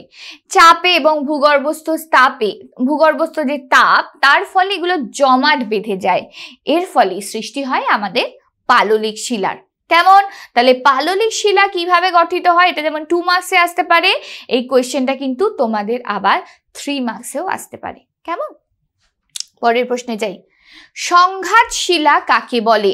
সংঘাত শিলা বলতে কি বলবো, যে প্রাচীনকালে প্রাচীন যে শিলাগুলো থাকে সেই শিলাগুলো চূর্ণ বিচূর্ণ এবং ক্ষয়প্রাপ্ত হয়ে বহু দিন ধরে জমাট বেঁধে একটা শিলা সৃষ্টি করে, যাকে আমরা বলে থাকি কি, সংঘাত শিলা। আর যার উদাহরণ কি, বেলে পাথর বলতে পারি, কংগ্লোমারেট বলতে পারি। কেমন? চলো পরের প্রশ্নে যাই। অবশ্যই হ্যাঁ, এটাই ভাবছিলাম। পরের কোয়েশ্চেন আছে কি, অসংঘাত শিলা, অর্থাৎ রাসায়নিক উপায়ে বা জৈবিক উপায়ে সৃষ্ট শিলাকে আমরা বলি অসংঘাত শিলা। কেমন? যার উদাহরণ আমরা জানি, রাসায়নিক উপায়ে বা জৈবিক উপায়ে সৃষ্টি হয় কিসের, চুনা পাথর গঠিত হয়, লবণ শিলা গঠিত হয়। কেমন? চলো পরের প্রশ্নে যাই। জীবাশ্ম কি? আমরা জানি যে স্তরে স্তরে অর্থাৎ আমাদের সমুদ্রের তলদেশে বা আমাদের ভূগর্ভে যখন স্তরে স্তরে পলিস্তর চাপা পড়ে এই কিসের মধ্যে চাপা পড়ে আমরা জানি, তার মধ্যে যদি কোনো উদ্ভিদের দেহাবশেষ বা প্রাণীর মৃতদেহ যখন স্তরে স্তরে চাপা পড়ে একটা ছাপের সৃষ্টি করে, অর্থাৎ সেই শেপের একটা অংশের সৃষ্টি করে, তাকে আমরা বলি কি, তার স্তরের মধ্যে তো চাপা পড়ে গেল। তো এই তাকে আমরা বলি জীবাশ্ম, আর এই জীবাশ্ম আমরা জানি প্রধানত লক্ষ্য করা যায় পাললিক শিলার ক্ষেত্রে, তাই তো? চলো পরের প্রশ্ন দেখি। পাললিক শিলায় জীবাশ্ম দেখা যায় কারণ আমি জানি পাললিক শিলা হচ্ছে স্তরীভূত একটা শিলা, অর্থাৎ স্তরে স্তরে চাপা পড়লে, আর এই শিলা কিন্তু আমাদের স্তরীভূত শিলা হওয়ার কারণে এখানে চাপা পড়ে ভাঁজ খেয়ে আমাদের জীবাশ্মের সৃষ্টি হয়ে থাকে। কেমন? চলো নেক্সট কোয়েশ্চেন। কাদা মাটির জল ধারণ ক্ষমতা বেশি হয় কেন? এটাও আরেকটা খুব গুরুত্বপূর্ণ, ভেরি ভেরি ইম্পর্টেন্ট প্রশ্ন। কাদা মাটির মধ্যে পলি এবং কাদার যে মিশ্রণ থাকে, এই পলি এবং কাদার কণাগুলো খুব সূক্ষ্ম প্রকৃতির হয় এবং জমাটবদ্ধ হয়ে যায়। যত সূক্ষ্ম হবে তত জমাটবদ্ধ হবে। জল খুব সহজে কণার মধ্যেকার ফাঁক দিয়ে চলাচল করতে পারে না, তাই এই জল ধারণ ক্ষমতা বেশি হয়ে থাকে আমাদের এই কাদা মাটির। ঠিক আছে, পরের প্রশ্নে যাই। হিমালয় পর্বতমালা কোন শিলায় গঠিত হয় এবং কেন? আমরা জানি যে পাললিক শিলায় হিমালয় পর্বতমালা সৃষ্টি হয়, তার কারণ কি? বহু কাল পূর্বে আমরা জানি তেথিস নামক একটা অগভীর সমুদ্রে পলি জমে পাললিক শিলা গঠন হয়, কিন্তু পরবর্তীকালে যখন এই সমুদ্রের দুই দিক থেকে ভূখণ্ডের অর্থাৎ পাতের পার্শ্ব চাপ আসছে, অর্থাৎ এই দিকে যদি একটা প্লেট হয়, এদিক থেকে একটা প্লেট, এদিকে যদি আমাদের তেথিস থাকে, তাহলে এই তেথিসের মধ্যে পলির সঞ্চয় হয়েছে, তাহলে এই পাত আর এই পাত যখন আসছে এর ভেতরের পলিটা কি ভাঁজ খেয়ে যাবে, কুচকে যাবে, তাই তো? ভাঁজ প্রাপ্ত হয়ে এই পাললিক শিলায় ভাঁজ প্রাপ্ত হয়ে সৃষ্টি হয়েছে আমাদের হিমালয় পর্বতমালা। ঠিক আছে, এটা যেন মাথায় থাকে যে হিমালয় পর্বতমালা কোন শিলা দ্বারা গঠিত, মাথায় থাকবে তো? পাললিক শিলা। কেমন? পরের প্রশ্ন যাই। রূপান্তরিত শিলায় জীবাশ্ম দেখা যায় না কেন? আমরা রূপান্তরিত শিলায় জীবাশ্ম দেখতে পাই না কেন? তার কারণ হচ্ছে পাললিক শিলা গঠন হওয়ার সময় জলাশয়ের তলদেশে পলি স্তরে মধ্যে সামুদ্রিক প্রাণী এবং উদ্ভিদ চাপা পড়ে স্তরীভূত হয়ে জীবাশ্মে পরিণত হয়। কিন্তু পাললিক শিলা রূপান্তরিত হওয়ার সময় তাহলে কি হবে? প্রচন্ড চাপ থাকবে, রাসায়নিক বিক্রিয়া থাকবে, এর ফলে কি হবে? শিলার মধ্যে থাকা যে জীবাশ্মগুলো থাকবে সেগুলো তো নষ্ট হয়ে যাবে। তাহলে কি আমরা রূপান্তরিত শিলায় আর জীবাশ্ম দেখতে পাবো? কখনোই দেখতে পাবো না। তার কারণে রূপান্তরিত শিলায় আমরা জীবাশ্ম দেখতে পাই না। কেমন? পরের প্রশ্নে যাই। রেল লাইনের মাঝে কোন ধরনের শিলা ব্যবহার করা হয়? আমরা জানি রেল লাইনের মাঝে থাকে ব্যাসাল্ট শিলা। তার কারণ কি? তার কারণ হচ্ছে ব্যাসাল্ট একটি আগ্নেয় শিলা। আমরা জানি এই শিলার মধ্যে সহ্য ক্ষমতা বা তার যে গুণাগুণ বেশি পরিমাণে থাকে, অর্থাৎ এখানে ব্যাসাল্ট শিলা ব্যবহার করার কারণ হলো এই শিলা নানান ধরনের খনিজ পদার্থ যেমন কোয়ার্টজ, অলিভিন, পাইরক্সিন প্রভৃতির দ্বারা গঠিত। এর কারণে এই শিলা খুব শক্ত হবে, ক্ষয় প্রতিরোধ হবে। এর কারণে রেল লাইনের রেলগাড়ির ভার বহন ক্ষমতা থাকবে, অর্থাৎ কাঁপলেও সেটা সহ্য করার ক্ষমতা থাকবে রেলগাড়ি চলাচলের ফলে। এই কারণে রেল লাইনের মাঝে আমরা ব্যাসাল্ট শিলা ব্যবহার করে থাকি। কেমন? গ্রানাইট শিলা চিকচিক করে কেন? তার কারণ হচ্ছে গ্রানাইট শিলার মধ্যে কি কি খনিজ পদার্থ থাকে? কোয়ার্টজ থাকে, ফেলসপার থাকে, হর্নবেল থাকে, অভ্র বা মাইকা থাকে। এই অভ্র বা মাইকা থাকার কারণেই কিন্তু গ্রানাইট শিলা চিকচিক করতে থাকে। কেমন? চলো পরের প্রশ্নে যাচ্ছি। কার্স্ট ভূমিরূপ বলতে কি বোঝো? কার্স্ট ভূমিরূপ কি? অর্থাৎ চুনাপাথর যুক্ত অঞ্চলে নদী বা বৃষ্টির জল মাটিকে দ্রুত ক্ষয় করে এবং ভূগর্ভে গিয়ে ছোট বা বড় নানান আকৃতির গর্তের সৃষ্টি করে, তাকেই আমরা বলি কার্স্ট ভূমিরূপ। এটা মাথায় রেখো, কার্স্ট ভূমিরূপ কিন্তু আমরা চুনাপাথর গঠিত অঞ্চলেই দেখতে পাই। কেমন? চলো পরের প্রশ্ন দেখি। স্ট্যালাকটাইট বলতে কি বোঝো? ওই চুনাপাথর গঠিত অঞ্চলে যখন আমরা দেখতে পাই ওই কার্স্ট চুনা পাথরের জল চুইয়ে চুইয়ে পড়ছে, যখন সেটা ভূমিরূপ অঞ্চলের উপর থেকে নিচের দিকে পড়ে, অর্থাৎ চুইয়ে চুইয়ে এরকম কার্স্টের মতো একটা ভূমিরূপ গঠন করে, চুনা পাথরেরই একটা স্ট্রাকচার আমরা বলতে পারি, যেটা হচ্ছে কি উপর থেকে নিচের দিকে থাকে। ঠিক আছে, তাকে আমরা বলি স্ট্যালাকটাইট। আর অপর দিকে যখন নিচ থেকে এই যে জলটা পড়ছে, ঠিক আছে, জলটা পড়ে যখন এইখানে পড়ছে, জমতে জমতে জমতে জমতে যখন এইখানে উপর দিকে একটা আমাদের ভূপৃষ্ঠের ওপর থেকে যখন একটা ঊর্ধ্বগামী আমরা যেটা বলে থাকি একটা ভূমিরূপ গঠন করে চুনা পাথরেরই কাশভূমিরূপ অঞ্চলে, তখন তাকে আমরা বলছি স্ট্যালাগমাইট। আবার উপরের স্ট্যালাকটাইট আর নিচের স্ট্যালাগমাইট যখন জুড়ে যায় তখন সৃষ্টি হয় স্তম্ভের। কেমন? রেগোলিথ কাকে বলে? রেগোলিথ হলো আবহ বিকারের ফলে যখন মূল শিলার ওপর চূর্ণ বিচূর্ণ শিলার একটা আস্তরণ পড়ে যায়, অর্থাৎ আবহ বিকারের ফলে কিন্তু রেগোলিথের সৃষ্টি হয়, তাকে আমরা বলছি রেগোলিথ। আর এটি কিন্তু মাটি গঠনের ক্ষেত্রে প্রাথমিক ভূমিকা পালন করে। কেমন? এই রেগোলিথ থেকে কিন্তু মৃত্তিকার সৃষ্টি হয়। হিউমাস কাকে বলে? মৃত উদ্ভিদ এবং প্রাণীর দেহাবশেষ মৃত্তিকায় অবস্থিত অতি সূক্ষ্ম জীবগোষ্ঠীর দ্বারা যখন বিয়োজিত হয়ে যায়, এর ফলে ধীরে ধীরে পরিবর্তিত হয়ে একটা কালো রঙের জটিল এবং কলয়ের ধর্মী পদার্থের সৃষ্টি করে, যাকে আমরা বলে থাকি হিউমাস। কেমন? আর হিউমাস গঠনের যেই প্রক্রিয়া তাকে আমরা বলি হিউমিফিকেশন। পরের প্রশ্ন দেখি, খনিজ কাকে বলে? অর্থাৎ খনি থেকে জাত অর্থাৎ শিলা মধ্যস্থ কেলাসিত নির্দিষ্ট রাসায়নিক সংযুক্তি বিশিষ্ট নির্দিষ্ট পারমাণবিক গঠনযুক্ত একটা মৌলিক এবং যৌগিক পদার্থকে খনিজ বলা হয়। আর খনি থেকে যে পদার্থগুলো উত্তোলন করার কারণে একে বলা হয় খনিজ পদার্থ। যেমন আমরা বলে থাকি কি মাইকা একটা খনিজ পদার্থের উদাহরণ, খনিজের উদাহরণ। ছোটনাগপুর মালভূমিকে ভারতের খনিজ ভান্ডার বলা হয় কেন? তাহলে এখানে কিন্তু একটা প্রশ্ন আসতে পারে যে কাকে ভারতের খনিজ ভান্ডার বলা হয়? ছোটনাগপুর মালভূমিকে কিন্তু ভারতের খনিজ ভান্ডার বলা হয় কারণ এখানে এই মালভূমিতে প্রচুর পরিমাণে লোহা, বক্সাইট, তামা, অভ্র, গ্রাফাইট এই বিভিন্ন ধরনের খনিজ পদার্থ পাওয়া যায়। এই কারণে ছোটনাগপুর মালভূমিকে আমরা বলে থাকি ভারতের খনিজ ভান্ডার। ওকে, চলো নেক্সট কোয়েশ্চেনে দেখি, পাললিক শিলায় কেলাস গঠন হয় না কেন? তার কারণ কি কেলাস গঠনের জন্য জলের অণুর সাথে খনিজের একটা সঙ্গবদ্ধতার প্রয়োজন হয়। ঠিক আছে, আগ্নেয় শিলা গঠনের সময় জলের অণুর সাথে খনিজের এই সঙ্গবদ্ধতার কারণে কেলাস গঠিত হয়। এর ফলে কি হয়? আগ্নেয় শিলা খুব শক্ত প্রকৃতির হয়, কিন্তু পাললিক শিলা গঠনের সময় সমুদ্রের তলায় যে অত্যাধিক চাপে পলিরাশির মধ্যে থাকা জল অপসারিত হয়ে যায় অর্থাৎ বাইরে বেরিয়ে যায়। এর ফলে কিন্তু পাললিক শিলায় কেলাস গঠন হতে দেখা যায় না। কেমন? চলো পরের প্রশ্নে যাই। গ্রানাইট শিলায় গঠিত ভূমিরূপ গোলাকার হয় কেন? অর্থাৎ গ্রানাইট শিলায় যে ম্যাগমা দিয়ে তৈরি হয় সেই ম্যাগমার সান্দ্রতা বেশি হওয়ায় তা বেশি দূরে প্রবাহিত হতে পারে না। স্বাভাবিকভাবে যদি থকথকে প্রকৃতি হয় সেটা বেশি দূরে যেতে পারে না। ভূ অভ্যন্তরেই জমে গিয়ে একটা গম্বুজাকৃতির ভূমিরূপ সৃষ্টি করে।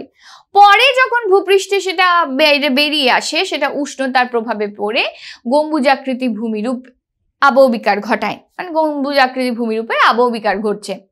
উপরিভাগ ক্ষয়প্রাপ্ত হয়ে গোলাকার শীর্ষ দেশে বিশিষ্ট টর জাতীয় ভূমিরূপ গঠন করে এবং মালভূমিতে এই ধরনের ভূমিরূপ কিন্তু আমরা দেখতে পাই। কি জাতীয়? গ্রানাইট শিলায় গঠিত গোলাকার ভূমিরূপ আমরা দেখতে পাই। কেমন? পরের প্রশ্নে যাই। মোহ স্কেল কি? মোহ স্কেল হলো খনিজের কাঠিন্য পরিমাপক একটা স্কেল যেটা প্রধানত 1 থেকে 10 এই ভাগে দেওয়া থাকে, মানে ভাগ থাকে, 10টা ভাগ থাকে মোহ স্কেলে। কেমন? পরের প্রশ্নে যাচ্ছি। জিপসাম বলতে কি বোঝো?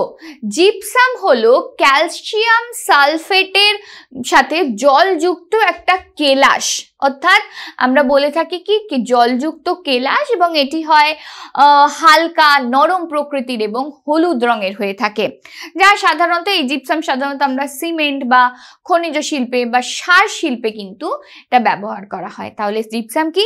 ক্যালসিয়াম সালফেটের জলযুক্ত কেলাস। কেমন?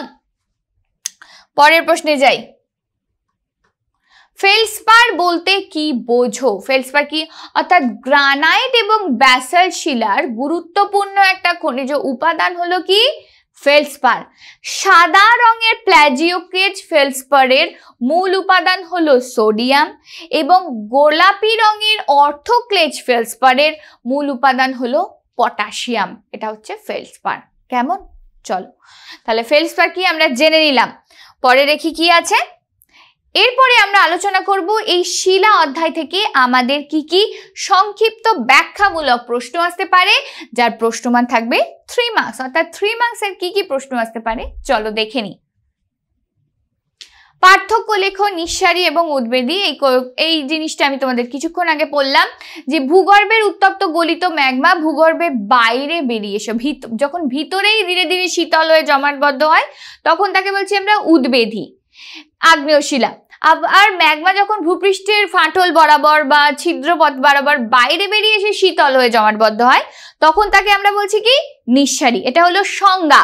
তাহলে একটা পয়েন্ট আমরা কি বলতে পারি, সংজ্ঞা দিতে পারি, তাই তো। সেকেন্ড কি বলতে পারি যে উদ্বেদী আগ্নেয় শিলা ভূপৃষ্ঠের নিম্নে অবস্থান করে অর্থাৎ অবস্থান, আর নিঃসারী কি ভূপৃষ্ঠের ওপরে অর্থাৎ ভূগর্ভে একটা ভূপৃষ্ঠের ওপরে একটা। তাহলে একটা কি অবস্থান দিতে পারি।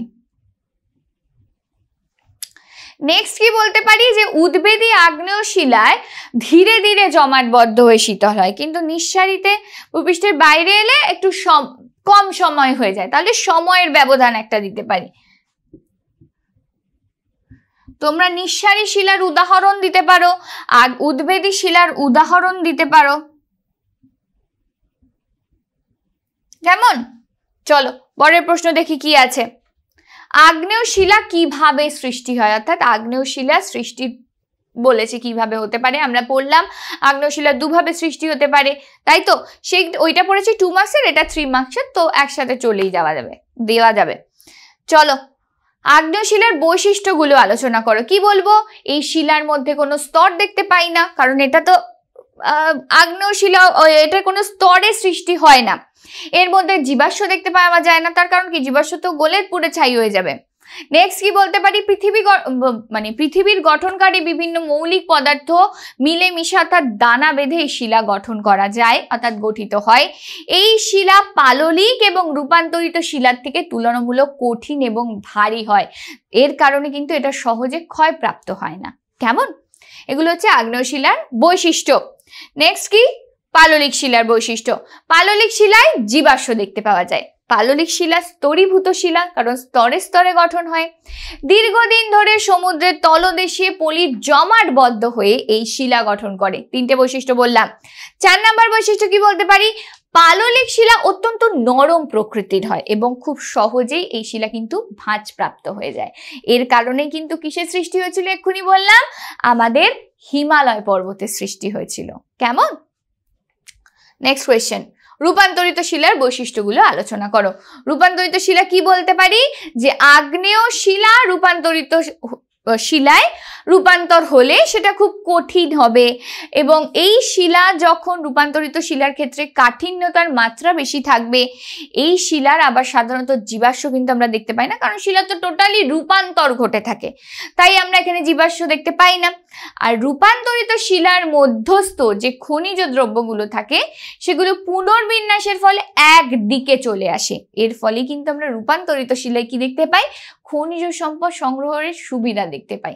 এটা দিয়েও কিন্তু আমরা শর্ট কোয়েশ্চেন পড়লাম যে রূপান্তরিত শিলা আমরা খনিজ সম্পদ সংগ্রহ করতে সুবিধা হয় কেন, তাই তো।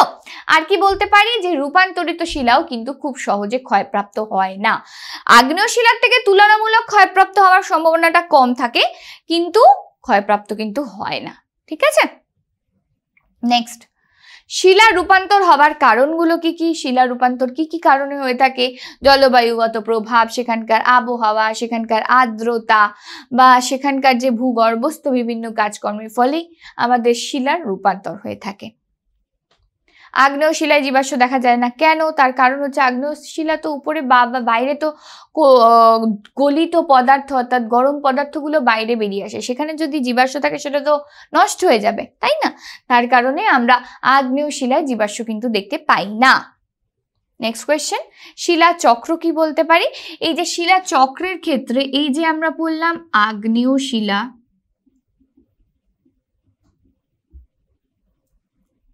পাললিক শিলা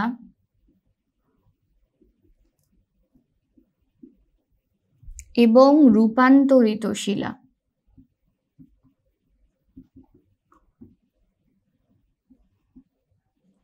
এই যে শিলাগুলো পড়লাম, এই শিলাগুলো কিন্তু আমাদের পাতের চলন ঘটছে। এই পাতের চলনের ফলে কি হচ্ছে, এই শিলাগুলো আবার আমাদের ভূগর্ভের স্তরে প্রবেশ করছে, আবার সেটা পরিচলন স্রোতের মাধ্যমে বিভিন্ন ধরনের চাপে তাপে সেগুলো আবার কিন্তু ফাটল বরাবর আবার কিন্তু বাইরে সৃষ্টি করছে আবার নতুন শিলা স্তরে। এই যে কন্টিনিউয়াসলি আগ্নেয় শিলার ক্ষেত্রেও এটা হচ্ছে, পাললিক শিলার ক্ষেত্রেও এটা হচ্ছে, রূপান্তরিত শিলার ক্ষেত্রেও এটা হচ্ছে। একেই আমরা বলি শিলা চক্র, অর্থাৎ শিলা চক্র রিপিটেশন। কেমন? শিলা থেকে কিভাবে মাটির সৃষ্টি হয়? আবহ বিকারের মাধ্যমে শিলা থেকেই মাটির সৃষ্টি হয়ে থাকে। আগ্নেয় শিলার কয়েকটি ব্যবহার লেখো। আমরা আগ্নেয় শিলা কিসের ক্ষেত্রে? ভবন তৈরি করতে, মূর্তি বানাতে আমরা আগ্নেয় শিলা ব্যবহার করে থাকি, অর্থাৎ পাথরগুলোকে ব্যবহার করে থাকি।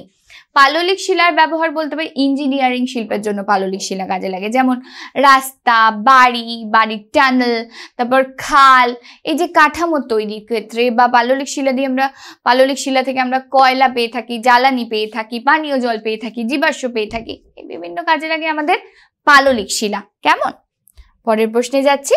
রূপান্তরিত শিলার ব্যবহার লেখো। নির্মাণ সামগ্রীতে রূপান্তরিত শিলা লাগে, শিল্পকর্মের জন্য রূপান্তরিত শিলা লাগে, মার্বেলের মূর্তি, এই যে সুন্দর সুন্দর ফ্লাওয়ার ভাস সেগুলো বা অলংকারিক বিভিন্ন ধরনের জিনিস সেগুলোর ক্ষেত্রেও কিন্তু আমাদের রূপান্তরিত শিলা ব্যবহার করা হয়। কেমন? পরের প্রশ্ন। আচ্ছা, এবারে আমরা আলোচনা করব এই অধ্যায় থেকে কি কি বড় প্রশ্ন আসতে পারে। 5 মার্কসের কোয়েশ্চেন। প্রথম প্রশ্ন, শিলা বলতে কি বোঝো? প্রথমেই তোমাদেরকে বললাম শিলা শ্রেণী বিভাগ করো। শিলাকে আমরা 3 ভাগে ভাগ করেছি, আগ্নেয় শিলা, রূপান্তরিত শিলা এবং পাললিক শিলা। এটা একদিক থেকে। আরেক দিক থেকে কি, নিঃসারী এবং উদ্বেধী। নিঃসারী এবং উদ্বেধী বলতে কি বোঝো, তার শ্রেণী বিভাগ কতগুলো ভাগে ভাগ করা যায় সেগুলো কিন্তু আলাদা আলাদাভাবে আলোচনা করা হয়েছে। এইখানে তোমাদের পুরো জিনিসটাকে প্রেজেন্ট করতে হবে। কেমন? শিলাচক্র বিবরণ দাও। শিলাচক্র কি বললাম কিছুক্ষণ আগে? অনেক সময় উত্তপ্ত গলিত ম্যাগমা উদ্বেদের ফলে যে সংস্পর্শে এসে বহু রূপান্তরিত এবং পাললিক শিলা গলে গিয়ে আবার আগ্নেয় শিলা সৃষ্টি করে থাকে। এই যে চক্রাকারে আগ্নেয় শিলা, রূপান্তরিত এবং পাললিক শিলা এটা চলতে থাকছে, এক শিলা থেকে অন্য শিলায় যে পরিণত হচ্ছে, একেই বলা হয় শিলা চক্র। কেমন? উৎপত্তি এবং গঠন অনুসারে আগ্নেয় শিলা শ্রেণী বিভাগ করো। আগ্নেয় শিলাকে ক ভাগে ভাগ করা যায়? নিঃসারী আগ্নেয় শিলা, উদ্বেধী আগ্নেয় শিলা, সেগুলো আলোচনা করতে হবে। পাললিক শিলা সম্পর্কে যা জানো বিবরণ সহ লেখো। তারপরে প্রশ্ন, ভূমিরূপ গঠনে শিলার প্রভাব আলোচনা করো। অর্থাৎ কি কি ভূমিরূপ গঠন হতে পারে শিলার ক্ষেত্রে? গোলাকার ভূমিরূপ। কি কি হতে পারে লিখে দিই।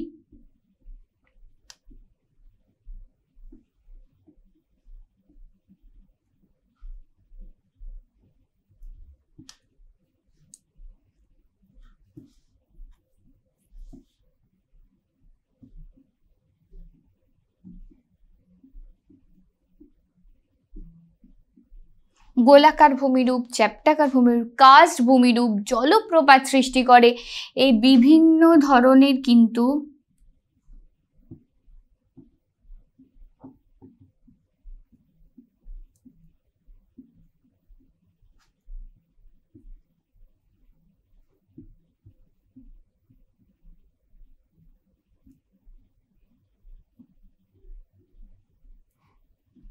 এই বিভিন্ন ধরনের কিন্তু ভূমিরূপ সৃষ্টি হয়ে থাকে। এছাড়াও খাড়া ঢালযুক্ত ভূমিরূপ, সমতল এবং নিম্নভূমি, এই ভূমিরূপগুলো কিন্তু শিলার ফলে সৃষ্টি হয়ে থাকে, অর্থাৎ শিলার প্রভাবের ফলে। ঠিক আছে?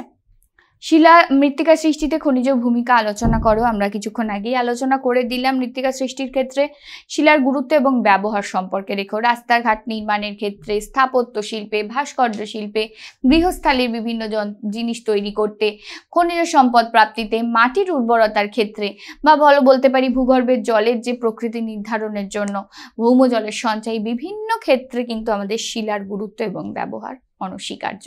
কেমন? তাহলে দেখো, এই শিলা অধ্যায় থেকে আমরা জেনে নিলাম যে এই অধ্যায় থেকে আমাদের কি কি মাল্টিপল চয়েস কোয়েশ্চেন, কি কি সত্য মিথ্যা, কি কি শূন্যস্থান পূরণ, 1 মার্কসের কোয়েশ্চেন, কি কি 2 মার্কস, 3 মার্কস, 5 মার্কসের কোয়েশ্চেন আসতে পারে, সমস্তটা কিন্তু আজকে আলোচনা করে নিলাম। এর পরেও যদি কোথাও কারোর গিয়ে মনে হয় যে না, এই চ্যাপ্টারটা একটু ভালো করে প্রয়োজন হচ্ছে পড়ার, কারণ আমি সমস্ত উত্তর দিতে পারছি না, তার জন্য একটাই কাজ করতে হবে, জয়েন করতে হবে টিউটোপিয়া লাইভ ক্লাসে। সেখানে আমি জিওগ্রাফি ম্যাম বা জিওগ্রাফি দিদি হিসেবে থাকবো তোমাদের সাথে, তোমাদের সমস্ত রকম ডাউট ক্লিয়ার নিয়ে। কেমন? সরাসরি সেই চ্যাপ্টারটা আলোচনা নিয়ে তো অবশ্যই থাকবো। আর অবশেষে অবশ্যই তোমাদেরকে বিদায় তো এখন জানাতেই হবে কিছুক্ষণের জন্য। আবার নিশ্চয়ই পরের ভিডিও নিয়ে তোমাদের সাথে আমার আবার দেখা হবে। তো সকলে ভালো থাকো, সুস্থ থাকো অ্যান্ড অপেক্ষায় থাকো নেক্সট চ্যাপ্টারের আরেকটা এরকম ভিডিও নিয়ে, যেখানে আবারও আমি থাকছি তোমাদের সাথে সমস্ত রকম প্রশ্নোত্তর আলোচনা নিয়ে। টাটা।